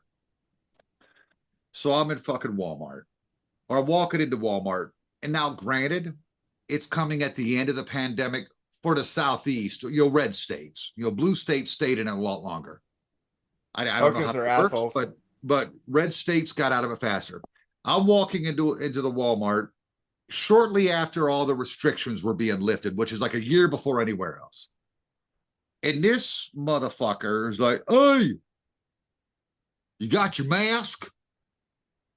And I looked at why he picked the New Yorker to fuck with. I looked at this dude and said, you have your fucking teeth? Do you want to keep it? Because fuck you and your face diaper. I only wore it at work, but that's because they paid me to do so. Yeah. Now, yeah, was I a dick? You Yes. know that mask Absolutely. messed me up. I had a fucking nasal drip for a couple of years after wearing that fucking mask. Here's my point. I walk inside the Walmart. I get through the door, the little fucking pussy, and you have a mask? Nobody had a mask on in this place. I'm in the fucking South, man. The only people that had a mask on were old people or they vote blue. You could always tell down here which way somebody votes by the stickers on their car and whether or not they're still wearing a fucking face diaper, which is fine. You do you, boo. I choose not to because I have some intelligence. I know what works, what doesn't work. I was so angry that he dared pick me out. Meanwhile, in 2020, I had to go to New York to pick my daughter up. I took Mindy with me. We go up there. They were in a much different pandemic. 2020, 2021, 2020. One of those two. It was in March of that year. We go up there. I'm there to pick Nevaeh up and bring her home. We're in Target. I am 6 registers over from the main entrance. We're in line. Me, Mindy, her son. Now, these two country ass people had never been anywhere. Okay. And all of a sudden, I hear a woman 6 registers down from me screaming at this poor woman, "Put on your mask." I was instantly angry. I was instantly angry because nobody walked up to her and said something. She decided to scream across 12 rows of registers. I turned around to Mindy, and as loud as I could, I said, "I wish a motherfucker would." Mindy, that poor girl, was mortified. She could not sink into her own body enough. She was so embarrassed. Meanwhile, Mark, everybody around us, yeah, clapping and cheering, literally clapping and cheering, not exaggerating. I looked at her and said, "Hey, you're on my turf now. This is how we do things to let motherfuckers know they're fucking stupid. We call it out there on the spot. We don't bless your heart. We skull fuck you. We let you know you're a fucking moron." You certainly don't. I certainly didn't walk outside the building and burn Target down. Yeah, I said it. Ugh. Not to get political for that hot second. Yeah, I'm just saying, man. But that time was weird. I remember when I was out and I was getting fucking shit from California. They paid me to not work. And Disney would call me and go, "Hey, you want to come back to work?" I go, "Are you still wearing those masks and those face masks and shit?" And they go, "Yep." I go, "Do I have to go back to work?" And they go, "No, we'll call, but when we do need you, we'll bring you back." And they go, "Okay." I don't want to go back because they would make you wear these helmets and all this other shit, fucking these fucking plastic fucking face shields Sorry, to and work at mask. Disney, you've So I got to went. helmet these My days. location wasn't even open. So then, as soon as they said, "Hey, Corn Dog Castle is reopening," okay, do we have to wear a mask? They said, "No, I'm back." And they go, "Okay." So I came back to Wow. work, and then about a month later, they made us wear a mask, and I had to wear it for 3 months, and my nasal cavity was just dripping and Yeah. dripping and dripping. It fucking made me feel the worst I've ever felt in my life. Had Yeah, nothing because to do. you're not able to exhale everything out because it's catching that big shit that needs to get through there. Yeah, the masks So aren't it's healthy. I'm so just it's saying just it's sitting there in your nasal cavities.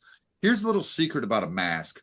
Okay, after 30 minutes, the integrity of your mask is done. It's done.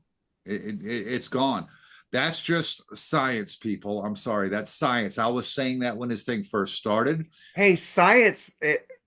Remember, science. Science is like people don't believe in science, and we believe in science, but they When don't believe in when science. when this pandemic first happened, my company would give you a mask. The company I was working for at the time, and I'll call them out. Is Baxter Healthcare. They produce about this little this factory employs about 3,500 people about 20 minutes away from me, right here in the mountains of Western North Carolina. They make 60% of the IV bags and fluids for this entire country. It's a pretty important factory. They gave us one paper made in Pakistan or Bangladesh or China fucking mask a week. You were supposed to wear that every shift. I worked in the packing department, which is after the bags have come out of the sterilizers at whatever ridiculous temperatures those are. You're sweating the entire time. Your mask integrity was done. I would say in that department, it was done in 10 minutes because it was soaked. You could damn near see your lips through it. And they stuck by this, and I was constantly bitching about it. constantly bitching about it. But that company paid well. So I wore their stupid little face diaper until I walked outside their doors. I was still on company grounds, and me being the New Yorker that I am, would dare you to say something on company grounds outside of that building. Because then I'd be like, I would turn Karen. Oh, 6 feet, bitch. I'm just going, I think everybody made mistakes during that time, but fuck, I got some time off. I got to play some music. I got to do a lot of podcasts during that time. It was fucking cool until I had to have back I surgery. got a question for you. Because I was actually talking to Nevaeh about this today, and I'm sorry, I didn't mean to take a political spin on the show. We weren't political. We weren't talking about presidents and shit like that. So No, it's no, fine. no. I'm never going to get into that. I vote how Yeah. I vote. Most of you know how it is. Whatever, Yeah. whatever. Talk to me face to face if you want to. Well, I I, do. I was talking to Nevaeh about this today. As much as I love music, I don't listen to much anymore. Do you still take time and just jam records front to back, or are you just nitpicking songs? Or like me, here's my problem. I'm gonna show you. This is Nate on an average day off. I'm either doing this Play video games, or watching TV. watching TV. I rarely throw music on. I know because you listen to Fox News in the morning and you Well, listen to I Liquid do that Metal. because I don't like loud. Yeah. I just want to get the headlines, and I don't want leftist spin. If I got to have it spun, at least spin it the way I like it. Well, If I'm going to say anything, when I listen, when I'm doing a deep dive, I go outside of that in the morning. And normally we're talking, I get up in the morning, I turn on the news, I let my dog out, I make a cup of coffee, I smoke a cigarette, and then I'm out the door and I'll listen to it. Dude, 11 minutes is how long it takes me to get to the job. My ride home, 11 minutes. And throughout the day, I'm on Liquid Metal because I have the app because I pay for Sirius. So I have the app on my computer. I use my computer at work. So I'm listening to Liquid Metal all day long. It's just in the morning. I don't want, I don't like loud people. I don't want any music. And I don't care if it was classical. It's too loud to me. Even turned down. It's sensory overload first thing in the morning for me. oh no, I But I days actually off is still the same thing. Even my days off, I'm gonna get up and I'm gonna turn the news on. Now I watch local news too to find out what's going on. Unfortunately, the only local news I have is Asheville, which is an hour away. But I might get some weather updates. You know what I mean? I'll watch that for an hour,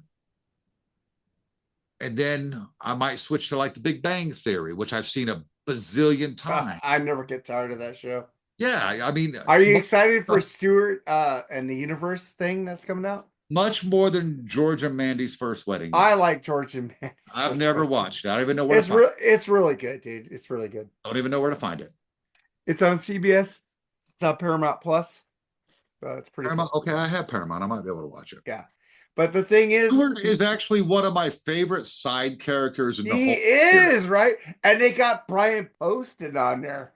Come Oh, on, Brian that guy singing or posing, yeah, yeah, Poston is on there. He's gonna be on there, man. The Rock guy. The Rock yeah. guy. Let me tell you why I like that character of Stewart so much. I've liked Kevin Sussman. Now I don't know him from a lot prior to this, but I loved his goofy character in Hitch. Yes. You know, he was great. But Kevin Sussman during the pandemic was just jumping into Zoom meetings, Yeah. talking to people. Well, a bunch of teachers from the school that I went to, the school district, because I don't think they were high school teachers, and I never went to elementary school or anything, but they were having a big Zoom meeting up there in Carthage, New York. And you can search this. It's very easy to find. People get on your little fucking interwebs and look it up. But Kevin Sussman just jumped into their fucking Zoom meeting. He seems like a very cool, genuine, nice guy. I've And always I liked that guy. love that Stewart character so much. Yes. I think he is the best side character of all. Barry Kripke, Uh, Oh, Crippy's gonna be in there too. I know all the And his great kids girlfriend, the are. girlfriend that he got at the end, you know. Yes, yes. The one where he's talking to Star Wars, she's like, "You are so hot." And she's like, Yeah, no, I'm gonna "Yeah." love this. I know it's gonna rule. I really hope it does rule, and I really hope it takes off. Because on my cable, and by the way, I can get you hooked up with it if you ever want to stop paying a shitload of money. I pay $15 a month. There are these channels that are called 24/7. I have 24/7 movies, 24/7 TV, and 24/7 kids. Now they are very specific, okay? But on the 24/7 TV, you do have 24/7 Big Bang Theory. It's on a continuous loop. It's not out of order, it's sequential. So you can't control where you are, but you'll jump in.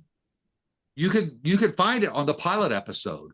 And if you wanted to sit there for all 12 seasons, you could. And then after that final episode, when Sheldon gets the damn Nobel, it'll flip right back to the pilot. It's got a Seinfeld channel. It's got a Knight Rider channel. And I love there's a lot of cool Seinfeld. things there. It's great old stuff, plus every other channel that's out there. Sports, all your movie channels, everything. I got it all. I can hook you up with that. I can tell you how to get that. The thing is, I love Stewart. I've always felt bad for him. I'm glad he's getting his own series. And that is I loved fucking young Sheldon too. I thought that was fucking cool Dude, let too. me let me tell you about Young Sheldon. I like that show, first of all. I thoroughly enjoyed it. They did mess up a little bit with some continuity Yeah, issues, they do but that shit. but for the most part, it was pretty on point. Those last three episodes of Young Sheldon, man, fuck you, because I did not expect to sit here knowing what was coming, to cry like a little bitch watching. His dad died, right? Yeah, but to watch his mom, at the funeral just start screaming and break it down, I was like, dude, I can't handle this. I'm so glad Nevaeh's not here because she's going through this series. She's been waiting forever. It's finally out on Netflix. I was watching it on one of the other platforms. I think it was out. I think the final season finally came out on Prime Video where I got to see it first. But yeah, I think The Big Bang Theory overall is one of the best sitcoms that's been released since the 90s. Right? Then Netflix's The Ranch. Oh, the ranch Because rule. I don't think The Ranch gets enough credit. I love the ranch, dude. I was Sam mad. Elliott rules, dude. Yeah. What Well, has I Sam was I was Elliott done mad when bad? Masterson got released the way he did. I mean, I understand because now the dude's in prison. I understand, He kind of deserves that though. but I wish they would have handled it better in the writing as opposed to just that dude wasn't on the show anymore. Mhm. Well, And they now they're killed him trying off, to kind of. fix it. But I liked Dax Shepard come. It was Dax Shepard, right? Yeah, Dax Shepard. Yeah. I liked him coming in as the long lost cousin, Sam Elliott's brother's son. I think they did a pretty good job. And they were smart to end it after that season, because otherwise they're going to go into 2.5 Men era. And look, we all know that without Charlie Sheen, that show sucked. I liked it with Charlie without Charlie, but I do it not. was better with Charlie. Yeah. I did not like it at all. And then it got really weird with the whole they're married and I don't know. It was just very weird. Al Well, Cassell got Alan was some. a bitch. Alan needed He to was do always a anything. bitch, but he got some grade A pussy throughout that show too. He did. He got the one girl, Courtney He didn't. Thorne He Smith. doesn't get enough credit for the pussy he got because the blonde Courtney hot. Thorne Smith was hot. Yeah. Oh yeah. Yeah, Oh, yeah, I yeah. love her. But even his ex-wife was hot. Judith was hot. Yep. Dude, he got a lot of great. I mean, he was no Charlie Sheen, but hey, Charlie Sheen got AIDS, so what do we know? But I'm just saying, man, there's a lot of good shit out there, and people like give shit about Big Bang Theory. I see a lot of shit about Big Bang Theory. It's too nerdy. It's too this. It's too that. My And what the girlfriend's fuck? son talks that shit all the time, but he likes young Sheldon. And I'm like, dude, then why don't you like the Big Bang Theory? And I figured it out. He doesn't understand it. But I made the joke to you on the episode. You can check it out at the Plug Podcast on YouTube or the Plug Podcast Music and More with Bushy and Metal Mike on podbean.com for the audio version. I was fucking with Mark. I was like, you gotta be smart to like fucking Star Trek. Why do you like it? I had to crack that joke Asshole. because I love you. I got to Yeah. talk shit to you. But he's one of those that he doesn't get all of that. The nerd stuff he doesn't understand because he's just about to be 17. So he doesn't understand that stuff from the 80s, the Dungeons and Dragons and the early video games and things of that nature. So I get it. And because of his brain tumor, he severely learning disabled. I guess is the nicest way to say it. He had a softball sized fucking tumor in his head when he was an infant. So these things happen, but Star Trek is kind of for smart people. I'll always make that joke, but the Big Bang Theory kind of is too. Yeah, it's got your nerd stuff, but that show was always so careful to make sure that the nerd stuff was accurate and the science and even math that were on those boards was accurate. How could you not respect and love a show that takes that much attention to detail dealing with these characters? I could do a whole fucking episode. We should do that one day, hanging with Bushy, just singing Yeah. praise to the Big Bang Theory. Yeah. Wish I could get one of those guys on, but I'm too small for them. I would like to have Will Wheaton. I love Will Wheaton, man. Fucking Will Wheaton blocked me on Twitter years ago. Really? Yeah, I don't even remember what I said. I he was talking he was making a political post and I made a disagreement political post. Hmm. But I remember the last post I had made. I said, but it's okay. We're allowed to disagree. Loved your work in Star Trek and loved your work on the Big Bang Theory. And then the next day, I was noticing he wasn't coming up in my feed. And yeah, I was blocked by the most D-list fucking celebrity on the face of the planet, fucking Will Wheaton. Yeah. Hey, but come on, Big Bang Theory. James Earl Jones, because I love Star Wars too. Exactly. They had it. And Carrie Fisher was on Star Wars or on Mark Hamill Big was Bang. on there too, man. Yes. It's like, And it was hilarious. That was great, the Mark Hamill episode. And that's when Amy and Sheldon finally get married. Will Wheaton was supposed to officiate the wedding. And Howard had worked out a way to get Mark Hamill to do it. Dude, that shit's it's such classic comedy. Such classic comedy.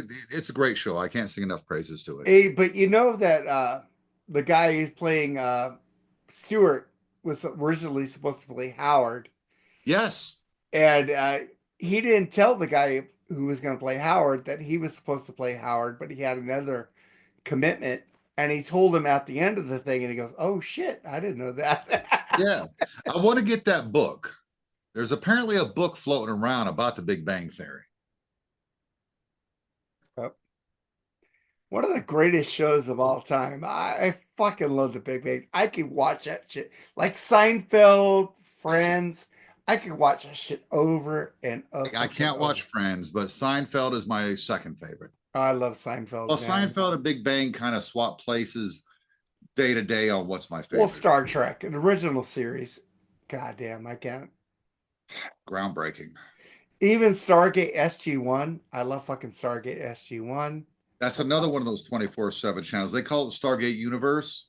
They run through all of them. But yeah, that's I didn't like fucking MacGyver, but I like him in Stargate. you know. I have tried to watch Stargate. I'm not going to lie, the series. I remember watching the movie back in the day. Not a fan. Not my thing. The movie is different. When I first saw the series on Showtime, I go, "This ain't fucking," the fucking the guy. What's the guy's name? I don't know. James Spader and fucking Kurt Russell. They played the characters in the original Stargate. And when I saw fucking Richard Dean Anderson and the other dude playing James Spader's character, I go, this ain't fucking Stargate. Because I fucking love that movie. But as I started watching it, I go, I can't see Kurt Russell and James Spader as those characters anymore. They Wow. took those characters over, and it's just fucking so amazing. And like, I always got pissed off because Indiana Jones and the Crystal Skull, they had those interdimensional beings. And Uh-huh. Stargate put it there that the fucking pyramids were fucking landing zones for those ships. So it made Right. sense to me, you know. That's something that's been kind of speculated for years and years. And of course, it's always conspiracy theory because if you can't prove it, it's conspiracy theory, apparently. I I want to like to watch Stargate. I really do, because I like science fiction. And I like Star Trek a lot. So I like intellectual science fiction. I That's what think Stargate is. Interstellar is one of the greatest science fiction films I made love that movie. ever, ever. The science, they really got the science right a lot in there. And the only reason I know that is because of the Big Bang Theory and Neil deGrasse Tyson, astrophysicist, his portrayal in there. I watch his podcast, Star Talk. I watch it all the time. There's nothing wrong with learning something. If you're going to be stuck in front of it, instead of listening to two assholes like us, you can go out there and watch a podcast and learn something. So I watch him, and it's interesting to find out that the the black hole, and I forget what the other term is they use for black hole anymore. But the whole science of the black hole and how the black hole looks when they're out there, they spent just hundreds and hundreds of hours, to digitally get this right. Shut the fuck up. To get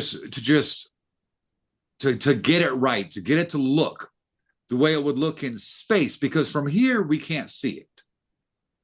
If you're out there, I mean, they have some really bad images. What is it? The James Webb telescope's probably gotten the best image of a black hole we've ever seen. You can find all that stuff online. But I wish I could remember the word. See, I've had too many shots now. But just the way the black hole works, even he was singing its praises as to how factually accurate that thing was. I think Interstellar is the greatest science fiction film ever made. I love Ever made, Interstellar. hands down. But what I'm saying, maybe go back and watch SG1 with Richard Dean Anderson. That guy is sarcastic as fuck, and he is just like you, Nate. His character in there is so like you. He's like going, well, you need to do this, you need to. He gives Tilk, who's like a Gwalt, to come be with their side because he says, come on, man. It's like the guy has like sarcasm as fuck on that fucking the series, and he left, and they got the guy from fucking what's that fucking Jim Henson fucking show? Forgot fucking that Jim Henson fucking You got to give you sci-fi more than show. just Jim Henson's sci-fi. What, There Pigs was in a Space? there was no, it wasn't Picking. Keep talking, I'll find it right now. That's the Muppet Show for you people that aren't old enough to know. No, Jim Henson. It was a bad Star Trek, Star Wars fucking spoof that they did on the Muppet Show back in the 70s.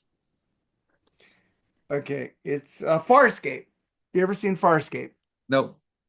Farscape is really cool, and they brought in the cast from there, which was Ben Browder and Claudia Black. They came in and took over for the MacGyver. Yeah, Really cool. They did a really cool job in taking over for him. I And really I want to. Now the problem is with the channels I have to figure out where the fuck it's starting. And just to click on the channel, I could be in the middle or the end. I don't know, but it's something I definitely want to check out because I love science fiction. I mean, hell, science fiction has given us some of our greatest actual technological advancements that we carry today. I mean, the tablets that came from Star Trek: The Star Next Trek. Generation. Everything came from Star Trek, man. Yeah. So where are my Everything. fucking They're phasers? they're I want a building fucking warp phaser. drives on Star Trek right now. I want a phaser. I want to phase. But the thing I'm saying about Farscape, it's a really cool show. Go check that out. It's a really good show. Oh yeah. And he came in and took over for Richard Dean Anderson because he left Stargate for the last two seasons. It's really a great show. Both of them are really good. They had like Muppets and shit, but it was really cool. He was like an like what do you call like a an astronaut Bill Browder who got pushed into another dimension, another like kind of like Discovery, kind of like he got pushed in and he was trying to get back to Earth. It's That's pretty more cool. Voyager than Discovery, but Yeah, it was pretty cool. yeah. So, Nice. Nice. and Mark. they, Oh, go ahead. Go ahead. Sorry. I'm just saying, check out Stargate SG-1, really cool. And so is Farscape, really cool shows on I'll check that Sci-Fi. out Both too. of them were on Sci-Fi Network and Showtime, so it's pretty cool. Nice. I have sci-fi. Every time I'm on there, they're trying to show some stupid B horror movie though. Yeah, Sci-Fi isn't as good as it used to be. No, it's They don't definitely have Being Human on there anymore, which is a great show, by the way. they don't have Battlestar Galactica Yeah, anymore. Battlestar Galactica was so good on there. I don't disagree with you on that. I love both. I do love Same. I do love the newer one better than the original because the original was kind of cheesy. For the 70s, maybe not so much, but I mean, it was the late 70s. It was 78. Then you have Galactica 80, and that was just Oh, horrible. that was bad. That was really bad. But I own it. I own it. You know, I've got the 78 series. I've got Galactica 80, and then I've got the true definition of Battlestar Galactica, which is a 2003 miniseries leading into the 2004 show. I need to get all that. I love that shit, dude. I've got it all. I've got it all, and I've got it all on DVD over here on this. I do have the original series on DVD, but because Jerry sent it to me, but I need to get that new shit because It's good. I do need to watch it again because I did enjoy it big time. I binge watch Galactica, the 2003. I say 2003 because that's when the miniseries came out. Mhm. But I binge watch Galactica 2003 every year. Once a year, I grab out season one, and the first disc is the miniseries. Yeah. And that's where I start, and I don't stop until season 4.2. Like I told you on your thing, you need to watch Eureka. Eureka. I remember that. I remember Eureka. I remember Jericho. I remember all these shows. Eureka's way better than Jericho. I didn't watch either of them. Well, you need to watch Eureka. It's really fucking good, dude. I have to check it out. Look Yeah, at that. Turns your show Eureka. into a nerdgasms. Eureka is so fucking good, dude. All So right. I got my ex-wife Diane into that show, and she was so sad when it ended. So Right. let you say that. On a personal note, is she okay? Are you okay? Oh, we're okay with each other. I talk to Okay. her all the time, man. Good. Good. She takes my streaming. I give her the passwords. Nice. Nice. Yeah, we ain't mean to each other. I'm so happy she has a new boyfriend. You know, I'm Good. really happy with her. And you've got a girlfriend, Yeah, so I got a great yeah. girlfriend. She's amazing. Awesome. Awesome. Yeah. That's great because myself and Nevaeh's mother, we're not there. You know, Bryce, my buddy, my old bass player from Fat Dog and Sweet Jesus. He's also the bass player featured on the series on Hanging with Bushy. Bass players are funny. Yeah, I try to get that motherfucker on the show and he keeps ditching me. He cannot be held to a topic. No. So if you say, "Look, I want you on Freeform so we can review this album," he's not going to do it. He says he will and then he deletes me. He says, "No, I can't." Yeah, with him, he's always a last minute guy. Like how you got a hold of me today to do this after show. Yeah. That's how I get a hold of Jason. It's like, hey, You busy? He's I know what you're saying. What's up? You know, that's how you get a hold of him. Um, where was I going with that? What was the conversation prior? I don't know. We're talking about my exes. You're right. Oh yeah, so he says, so hey, did you hear about Margot? No. I'm fucking in North Carolina. That's New York. I don't know. And he sends me the news clipping. Picked up on a warrant again. I was like, well, it's a damn shame some people won't grow up. And I had to laugh because he says it just reaffirms that you made the right decision. I was like, dude, that was affirmed years ago. Years ago.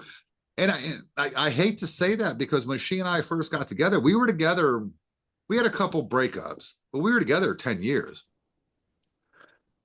There's a reason I walked, and there's a reason I fought for that little girl that's now all grown up. You know, you saw her walk by, and that was her fiance because this bitch is 19 and engaged now. There's a reason I fought for all that. You know, I knew who she needed to be with, but you know who didn't fight me? It was her mother because she knew she belongs with her daddy, you know. So through all her drug-induced haze, at least she understood, yeah, being with her daddy is the best place for her to be. Yeah. But it's just funny because it's like I'm 50 years old. She's 5 years younger than me. So 45, still getting picked up by the law and some bullshit warrants. Had and her younger brother just died. He was 42 and died in November. You know, and I didn't like this guy, but I didn't necessarily wish him dead unless it was by my hands. I didn't say that out loud. I'm sorry. You did. I did. But it's all drug related. And this woman's still doing it. It's like you just lost your younger brother to this. And Nevaeh was at the funeral. And then after the funeral, she's going upstairs to grab her mom, and her mom's standing at the edge of a door, said, no, baby, don't come in here. Don't come in here. Like Nevaeh doesn't know because she's seen it her whole life. You know, I don't understand people. There's a time to grow up. There's a Yeah. time to make a choice. You know, and this woman has another child. I don't know how old Nevaeh's little brother is. Not mine, by the way. It's not my kid. It's her dope dealer's kid. But that one lives with grandma. He's like, there's a time to grow up and take some fucking responsibility. You know, yeah, I know I'm drinking here now, but you know when the last time was I drank? The last time I recorded a show with Mark, which was what, over a week ago? Yeah. Yeah. I don't even like Bushy has the reputation of being the drunk. I'm not even the drunk anymore. I'm afraid you're gonna kill Travis, but Look, Rock and Pod's kind of different. Rock and Pod's a different world. And Travis, God love him, he messages me all the time. You yeah. know, he wants to hang out, and it's like, yeah, man, it's Rock and Pod. And Rock and Pod is a 3-day bender. But the next time I get the rocket pot, I want that fucking 3-day bender with you motherfuckers. Because I didn't get that last time. Which is hilarious because now they have different rules this year, like no outside alcohol or anything like that.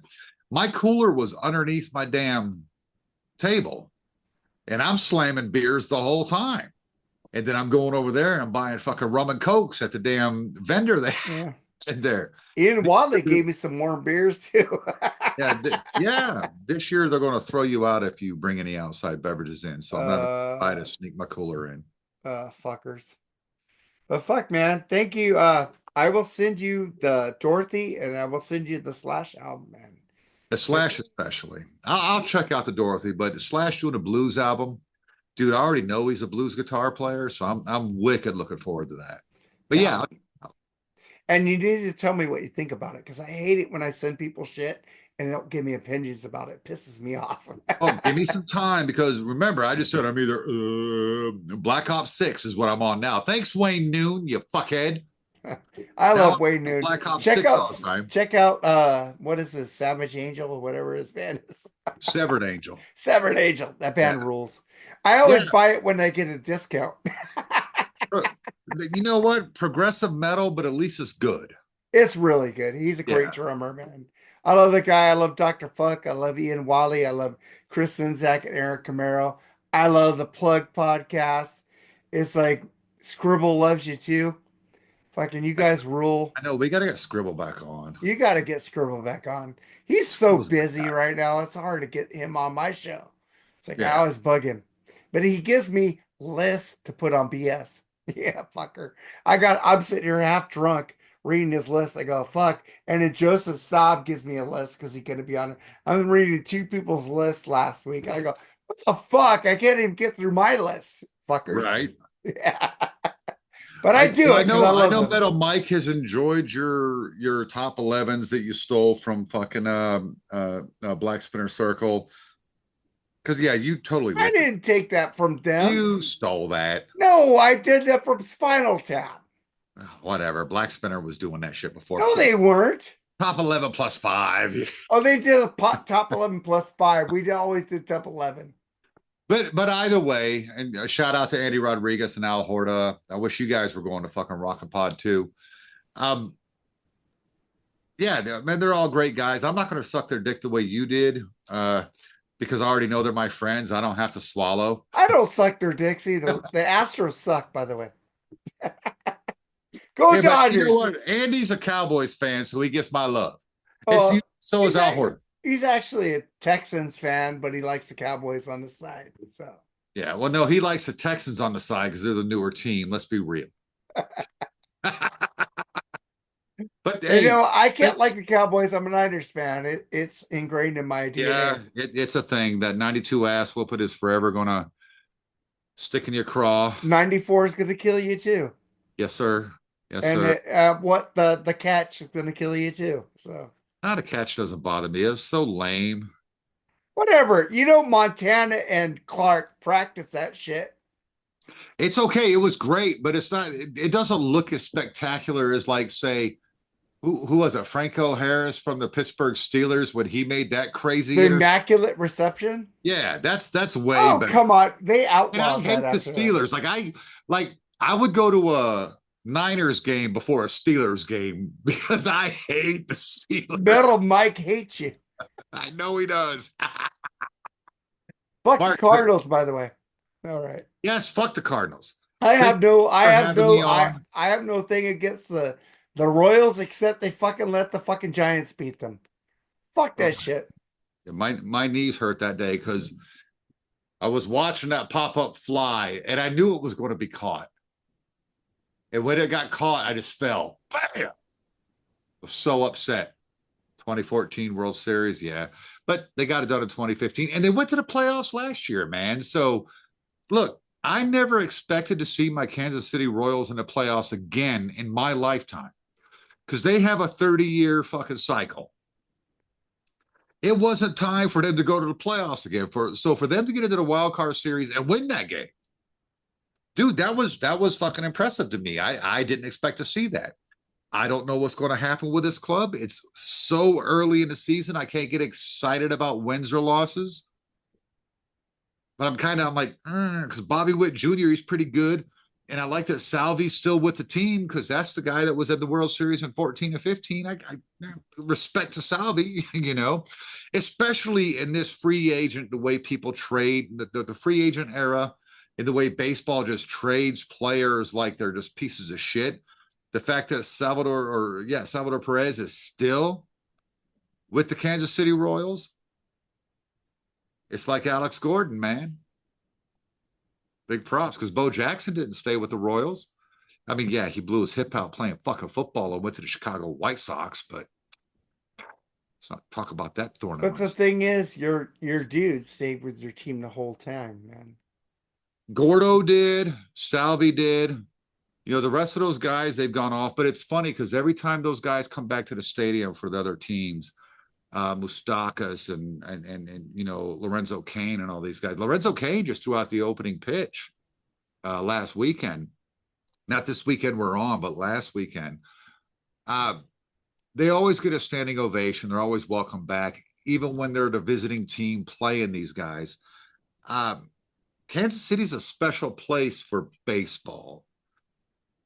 Football, they're a big market team. Fuck them.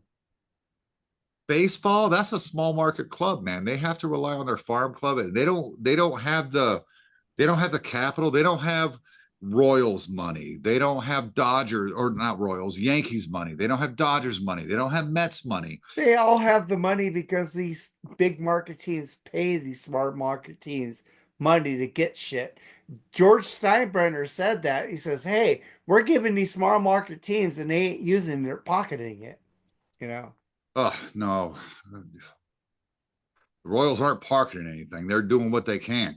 Now, there is some controversy in Kansas City right now because they want to move the Royals from where they are, which is right.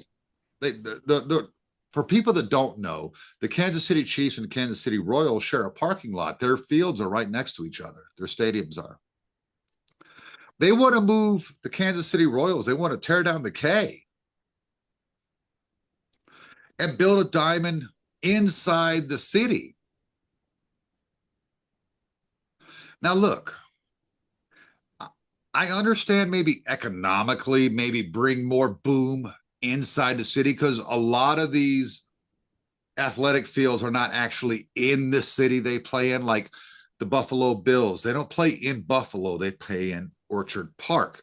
The New York Giants and Jets, for Christ's sakes, they don't even play in fucking New York State. The Niners play in fucking Santa Clara now.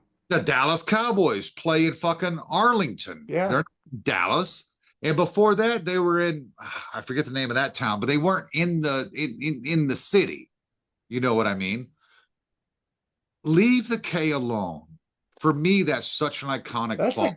That's a good ballpark, man. You don't see Dodger Stadium fucking tearing down their shit or Boston tearing down their shit, you The know. big green monster, one of the ugliest fields in the world, but they're keeping that bitch. Fucking Yankees moved their fucking stadium. Fucking Yeah, stupid. but they're at least still in New York. Yeah. They're still in the city. But that was an iconic stadium and they fucking tore it Yes, down. they should have remodeled. Yeah, they should have have remodeled it. fixed the structures because that's the house that Babe Ruth built. Yes, And exactly. I'm sorry, when people think about baseball, and my dad, he was a diehard Yankees fan. I lived in New York for 32 years, and I'm like, fuck the Yankees. But my dad got to see Mickey Mantle play in Yankee Stadium, the real Yankee Stadium. And this is how big a Yankees fan he is. He's like, yeah, my dad, he was a big Yankees fan, so we went to a ball game. I got to watch Mickey Mantle play. They lost. He'll tell you straight up. He's honest about what happened. That's how you know he's a real fucking fan. Why bring down possibly the greatest baseball diamond in all of baseball history? Yankee Stadium? The house that Babe Ruth built? Are you kidding me? No, I don't care. I'm like if I wasn't It's the not. Yankees It's not back the then, same. huh? The Dodgers remodel their stadium every year and rebuild it. You know, they go deep down into because it's on a hill. They Yeah. remodel it. They fix it. They don't fucking tear it down and move Yeah, somewhere else. reinforce it, do what you have to Reinforce it. do. You know what? And I don't care if they were going to rebuild their stadium, demolish Yankee Stadium. Here's where I would have been okay with it. Absolutely. Demolish Yankee Stadium, but rebuild it right there. You know, the Mets did that. They fucking built it right next to it. Yeah. Yeah. You Shane's saw right across the street. it's right across the street. Yeah. They just had that stadium and they were rebuilding a new stadium right across the street from it. It was the same area, you know. And I got to tell you, it was so funny because when the Kansas City Royals won the World Series, they won the World Series against the New York Mets. Me being in New York all those years, I was a big Doc Gooden, Darryl Strawberry fan. I'm a National League New York Mets Fuck fan. Darryl Strawberry. Dude, fuck you. Darryl He Strawberry. came to fucking LA and fucked us. Well, yeah, because He was on drugs and they shit. took him off his crack. Yeah. You know, and I'm sorry, Darryl Strawberry on crack, home run, home run, home run. He's a great player. Hey, Tommy Lasorda didn't like him, so that's all that meant to me. It's kind of like God, wide receiver Michael Irvin for the Dallas Cowboys. Man, they took the cocaine away from him. He couldn't make a play anymore. I'm like, not less drugs, more drugs. We're paying you all this money. You know God, what? you better I entertain it. hate the Dallas Cowboys, but I like Troy Aikman. I like Michael Irvin. I like Emmitt Smith. They are great players. I cannot fucking diss them at all. From a At great all. era, I a very cannot diss different them at all. era, a very different era of football. It Like was like Joe the NFC Montana, Championships was the Super Bowl back then. yeah. It was just a different era. I mean, your Joe Montanas, your Steve Youngs, your Troy Aikmans, these guys were calling plays in the huddle. There Yes. was no radios in their helmets. They were doing it all themselves. There was no quarterback protection. It was just a much different game. Because even football's gotten soft, not nearly as soft as fucking basketball's got. But it was just a much different game. And I understand the safety issues. You know, we want to protect these players from CTE because you have these old school football players that are sitting there like, Junior Seau, man. yeah, you know, I get it. I get it. But at the same time, it's like Denzel Washington and Remember the Titans. Let the kids play. Yeah. Let them fucking play. These It, kids, when they're playing in the little Pop Warner leagues and then moving into their JV leagues and their varsity leagues, the rules aren't the same. They're hit. They're learning how to be animals. And in college, even if you look at college as opposed to professional play, it's a little more brutal. The rules are different. The protection on the quarterback by the referees isn't so intense. It's a much different game. And those kids care more. They care more about, oh, it's my alma mater, I'm a play. They're not all trying to get in the NFL. A lot of these guys are play a football because they're good at it, but they're trying to get a degree. It's weird how sports have changed, how soft this world has become. yeah, it's like I got an argument with Jerry Supe is a huge 49ers fan just like me. Right. But when people call Oh, I know you guys are gay lovers. Tom Brady as a goat, it's like they changed the rules for him. They changed the rules that you can't touch a quarterback, you can't touch a wide receiver. And I'm saying if Tom Brady played in Joe Montana's era, he wouldn't have done what he did in his era.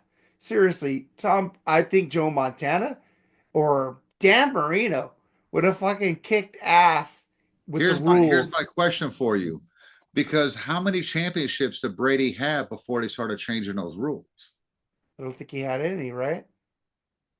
I find They that hard started to with the believe. tuck rule, dude. Yeah. The Well, tuck rule, dude, when they killed the Raiders, and that was a fucking fumble. you know what I have to say? Get over it because Dez caught it, and all these years later, I agree with you on that. On the all Packers game, I agree with you. but the NFL confirmed it 2 or 3 years later. You know Yep. what I mean? They Yep. said, yeah, going back, yeah. So yeah, Dez Bryant gets the yards.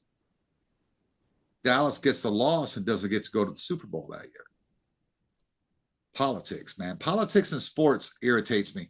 My buddy Jason Harris, bass players are funny. That's a good thing. Hang with I a book, love check Jason, that out. man. I want him on the show so bad, but he keeps like Like I said dipping out. earlier, he's just tough to nail down. You gotta just surprise him one day. Hey, are you busy? Come on the show. You know, you can't have a topic because he just likes to talk. He's one you should hit up for one of these after show things. Yeah, I probably maybe I'll try to get that fucker. Does he have Zoom? Remember, I used to play in bands with him, so I know the guy all too well. I'm just saying, man. I'm gonna send That you guy the. remembers when I used to smoke so much weed, they used to call me Iron Lung because we were smoking that fucking Mexican brick Mersh. Remember that? And that's commercial for you young kids that don't know. Yeah. It was this Mexican brick that's all compressed, and you got to seed and stem it. Oh God, I That means you hated got to that. pull all the seeds and stems out of it and break it up. I We hated were that. using a 3 liter Mountain Dew bottle because Did it smell like gas too? no, I had gas weed no, with that's the crazy. brick. But we would use a 3 liter Mountain Dew bottle because apparently potheads like Mountain Dew. I don't know what that's about. It wasn't me. But well, that's what they did on the East Coast. You're West Coast, and they're like, weird. I like Coke. We'd use a fucking yeah. I used to like Coke too, but oh, you mean the drink? The The drink, okay. drink, yeah, the drink. But we'd have a Coca-Cola. 5 gallon water pail with a 3 gallon fucking Mountain Dew bottle. We just cut off the bottom. You know where it's got the ridges? Yeah. And above the ridges, there's that line. That's where you cut it off. And you got to fucking mess with the hole at the top of the plastic lid to fit your bowl top in. Dude, we would turn that bottle yellow, pulling that bitch up. And I could take all that shit. It would take it off. You never got a Gatorade bottle? If I could cut off the bottom, put it in a thing, and put a fucking grommet and a fucking thing in there, and gravity bong, and just Well, that's what I'm talking about. Is a gravity bomb. But yeah, it was a gravity bong. We did it with Gatorade bottles here in California. because California is a bunch of pussies. We had a Fuck. 5 gallon bucket of water with a 3 liter fucking We had Mountain the Dew huge, bottle, we had the huge Gatorade bottles at that time. 3 liter bottle, and I would take that shit was thick, dark yellow. And I could take all that shit and I would hack and cough and cry and be like, I thought this was supposed to be fun. And then we'd laugh, and then I'd pull out my guitar, he'd pull out his bass, and thus bands were born. Did you ever have an 8-foot bong where your friend had to light it for you and pull it, and you'd be on a bed smoking it? Dude, we had a Culligan water bottle fucking hookah. Oh shit. We called it girth. You had to have at least 4 people pulling on it. Yeah, that's what I had. We called it girth bong. because as you're pulling on it, the thing of a bubble is shake across the table. Oh my god. I quit smoking weed. Young again. The weed today is way stronger than what we smoked back then. It's like because it's legal.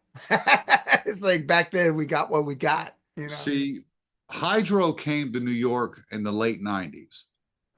And it would, dude, we got that BC bud. Hydroponics were being done up in Canada. Well, we were 30 minutes from the Canadian border. It was $20 a gram, which is, you got to think, back in the Mexican brick days, it was $5 a gram. I used to buy an eighth for 50. An eighth for 50? Well, yeah, California, you Yeah. motherfuckers. Well, Sorry, it's not my we're in fault. northern New I'm York. born here. Huh? Not my fault. I was born here. I know. I was born in Germany. What the fuck do I know? But it was $20 a gram. So we would take nose hair scissors, them really tiny scissors, and cut that shit up because that's before grinders ever existed, young people. We would cut that shit up so that it would last longer because you could only get 1 gram for $20. 1 gram, that's like a nug. Yeah, it's very, yeah, I know. But oh God, fly me to the fucking moon, man. You're singing Frank Sinatra and shit. I just remember fucking just going down, and we're trying to find people who were holding and buying our eighth or whatever we could get. And the fuckers made us smoke with them. Hey, smoke with us. You know, the people sold it to them. And they Yeah. make us fucking smoke with them. It's like, fucking why? Great, Why do great. we have to smoke with them? In this day and age, because of the fentanyl issue, I like these days, Delta 8 is what I do. I go to the vape shop and I buy the flower. Look, that's what I do now. That's what I did that, but I just got tired of it, dude. I like drinking more. Well, you know what? This is a long story for after we stop recording. But the point is, I can go and buy that and know that I can grind that up, put it in my bowl and smoke it. And I don't have to worry about a fentanyl overdose. That's true. There's no way I would go out on the street, especially in this podunk ass part of the country I live in, because I know the education level of these motherfuckers. I know what the schools do here. There's no way I would buy actual green here. But if I did, hey, you smoking me? Yes, you hit it first. And then I'm going to watch you for 10 minutes. Yeah. because Dude, that fentanyl thing that kills motherfuckers. I like today, like back in the day, I used to be kind of crazy. It's wild things. There is no way some dude could walk. Hey, you want a line? No, absolutely. I've never done a line or anything like that. I've never smoked crack. I've never done anything. I've only I've done smoked a lot weed. of stupid things in my past. I've I never was done any of younger, that. whatever. It was, for lack of a better term, it was safer. There's no way I would trust any of it at these, in these times. There's no way. I smoked him. I fucking punched a motherfucker. Like I gave him some weed. He rolled a joint. I heard a pop, and I go, "They need a fucking weed seed, dude. What the fuck was that?" He put some fucking crack in my fucking joint, and I go, I punched him the fuck out because I said, I don't want to do that shit. I just want to smoke weed. I Yeah. want to be calm. I want to be mellow. And fuck you for putting that in my joint. I punched the fucker out. Yeah, but you're in much bigger cities, right? Everywhere you've lived in California is a little bit bigger. I lived in La Puente, Austin Heights, close to 30 miles out of LA. So So, it's like a not that, suburb. yeah, suburb of LA County. We're in LA County. But the Okay, thing so is, most of that shit probably came from inside the city, and they're just, you fucking put that shit in my dude. They went to fucking what's that shit that you used to smoke? Fucking you put in a cigarette, you fucking dip it. oh, I don't know. Fucking what is it called? They fucking used to dip the cigarettes. I took my friends down to Soto Street in LA. They got their cigarettes dipped and they're smoking it. And this one ugly lady, my friend Robert, I'm still friends with him half the time. Sometimes I'll talk to him sometimes. And she was like so out of it. And he was like, and she goes, "Come on, let's go in my house. We'll have sex." He Oh, goes, PCP. "PCP, yeah, Yeah, they did that shit." PC. I didn't do that. I yeah. Fuck that. I That's didn't do that. He vanity. did PCP, and I fucking grabbed his ass. I said, "No, he's fine. He's going home with me." Yeah, I that's nuts. protected. I was the sober one in front of all the. I smoked weed. That's all I did. They did crack. They did fucking PCP. They did fucking speed. And I fucking protected those assholes from getting AIDS. That's all When I I gotta say. when I got to the army, I had 2 years of solid losing my mind, having a good time. And I had to stop when my guy came to the house. And he's a big Pittsburgh Steelers fan. And so he says, Neil, he always called me Neil because he knew I was a Cowboys fan. Neil O'Donnell, 96 Super Bowl, 95 Super Bowl, whatever season you want to call it. Dallas Cowboys, fucking Pittsburgh Steelers, threw 4 interceptions that year Oh, that was horrible. That's that because Rose Neil, Bowl. just because I love you, dude, he threw a 2 gram line on my table. It said, "You can't leave this room until it's done." It was giving it to me up one nostril, easy peasy. I never talked to that dude again after that night because I knew what he was doing. He was trying to get me hooked, and I never touched anything after that. I Yeah, would just drink. I'd smoke a little bit of green. I cut that dude off. That dude's in prison right now. I only smoked weed, and they tried to get me into speed, PCP, and all shrooms, acid, and I Oh, wouldn't do it. I would I not had do a any lot, of dude. that. Acid or shrooms are fun. They're great. I would never do that because you know what? The shrooms, I prefer the shrooms because they're natural. I was the motherfucker that protected those motherfuckers when they were on that. I was Yeah, their babysitter. And I fucking babysitted them and I would not let them get in trouble. I would take them away from people trying to do shit to them. I go, "Hey, Robert, no, let's go, dude. You're going yeah, home." I'd be there for them. I was always the babysitter. I was always the designated driver.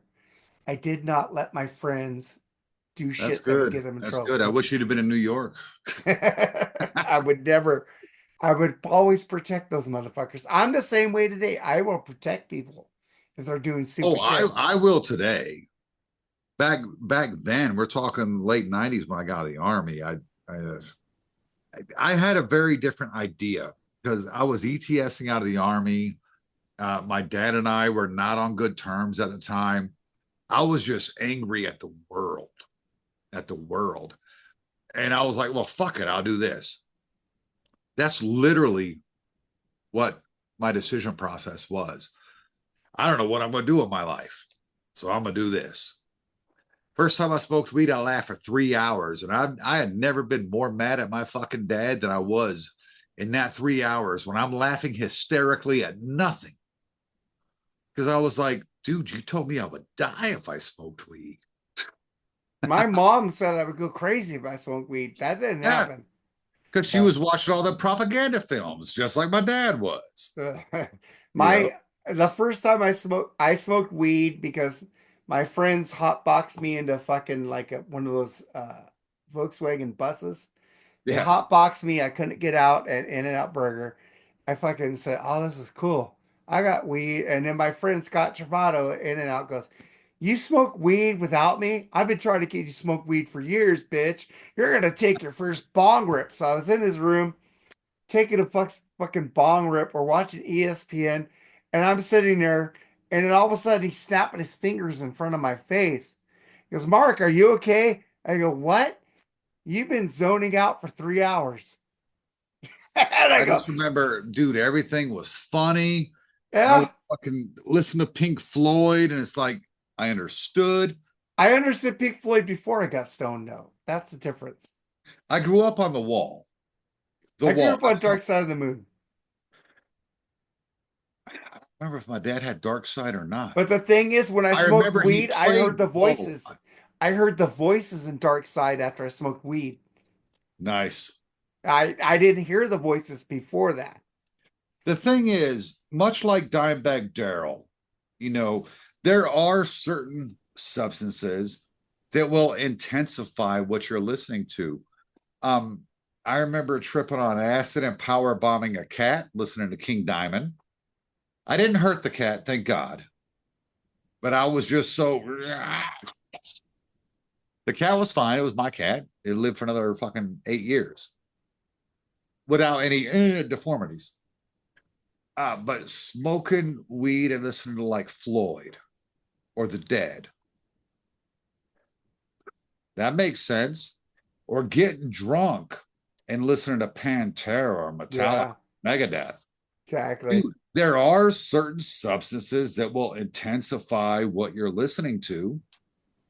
It just depends on which way you want to go. I think it would be weird to get high, weed, I mean, listen to Metallica because that's a different vibe to me. I'd much rather listen to the Doors or Pink Floyd, you On know, weed. a Yeah. little more ethereal and chill. Black the Black Pure. Crows. The Black Crows also. I don't know if I would dig the Crows. I know I dig the Cure a lot when I'm smoking. Oh, I love the Cures. And by green, I mean this perfectly legal substance to buy in most states in the union, but in North Carolina, it's perfectly legal. It's called Delta 8 flower. I just can't smoke it anymore because it just takes me out of shit, you Yeah, know. yeah. And Boy, it gives me bad breath. Also, I vaped and did that, and it was cool for a while. But the thing I is, smoke cigarettes. My lungs are so fucked, it doesn't even yeah, matter. I just can't do it anymore. But I remember what I like Pink Floyd The Wall. I remember what I heard, and I still hear it now because of the weed. So Yeah, I Roger Waters wrote scripts for those people talking in the background. And when I started smoking weed, I heard that. I heard it, these yeah. conversations going on in the background. The funny thing is, I don't even smoke that much. I smoke just enough. Uh, we call it a head change. Mhm. Like if I was to pack a bowl right now, You get and, buzzed. You get and buzzed. right now, not drinking. I mean, right now, without alcohol involved, because I'm drunk now, and I never smoke when I'm drinking because it makes me sick. But if I was to pack a bowl stone cold sober, I could thumb that bitch full. I'm only going to take one hit because that's how much I smoke literally. Yeah, I'll one take or two one hits hit is what I took, and basically. I'm in that mode. I could sit there and watch Roger Waters' The Wall on TV. That concert he did with all of his goofy stuff in the middle of it. And dude, I could watch that. Was it with Brian Adams doing Young Lust? No. Oh, that version of Young Lust with Brian Adams is amazing. What version of Pink Floyd or Roger In Waters? Germany, when he did live the Wall live in Germany, Brian Adams sang Young Lust.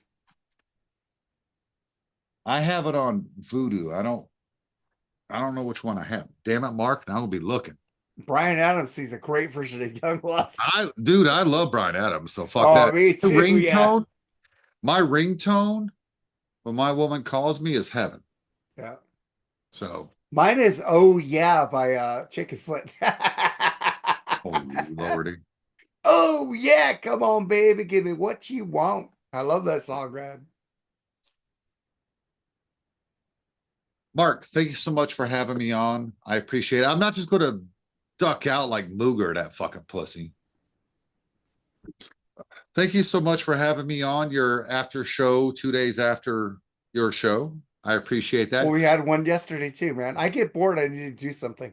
I feel that. Do me a favor, people. I am Bushy, so check out my Hanging with Bushy. That's HANGIN apostrophe with Bushy. Check out that YouTube channel. You can see my unboxing of the Death of a Rock Star album, the vinyl album that I showed earlier today. Also, you could see the interview I did with Rocket Star, the guy that did the movie, and the animation, and the rock opera. Check out the Plug podcast, Music and More, Bushy Metal Mike. Check out that fucking YouTube page because we only have 17 subscribers. I have way more on fucking Hanging with Bushy. I care a little more about the Plug podcast. Go subscribe, like that page, share it, get all your friends to Hey, come check it on. out on Apple Podcasts. It's really good too, man. The audio But version. yeah, I do everything through Podbean, but yeah, check it out. And if you go on Apple Podcasts or iTunes, whatever we're calling it this week, leave a It's five Apple star Podcasts. review. I'll read the review. I haven't had one in a year. Either have I. Yeah, fuck these people. They suck. Yeah, they suck, man. But the thing is, You're Bushy, getting 1,000 downloads. I'm getting 40. hey, man, I make sure and plug your shit. The plug. But I love you I know guys, you man. do. I know you do. We don't put out the content. I get it. Whatever. Yeah, I keep telling you to do 5 episodes ahead of time. So if you get any problems, you have it coming out. We have a hard enough time doing an episode. I You're talking know, man. five. Metal Mike rules. You rule. I thank you for being on this episode, man. But check out the plug, man. They fucking rule. And Scribble is like getting on you guys a lot. And that's awesome. I know. And we've released like 2 episodes in 2 weeks. So you're not going to hear anything from us in like a month. I know. I will listen to that on the way to work tomorrow. All right, guys. Take it easy, man. All right. Y'all be good. Thank you so much. All right, bye. All right. Bye bye.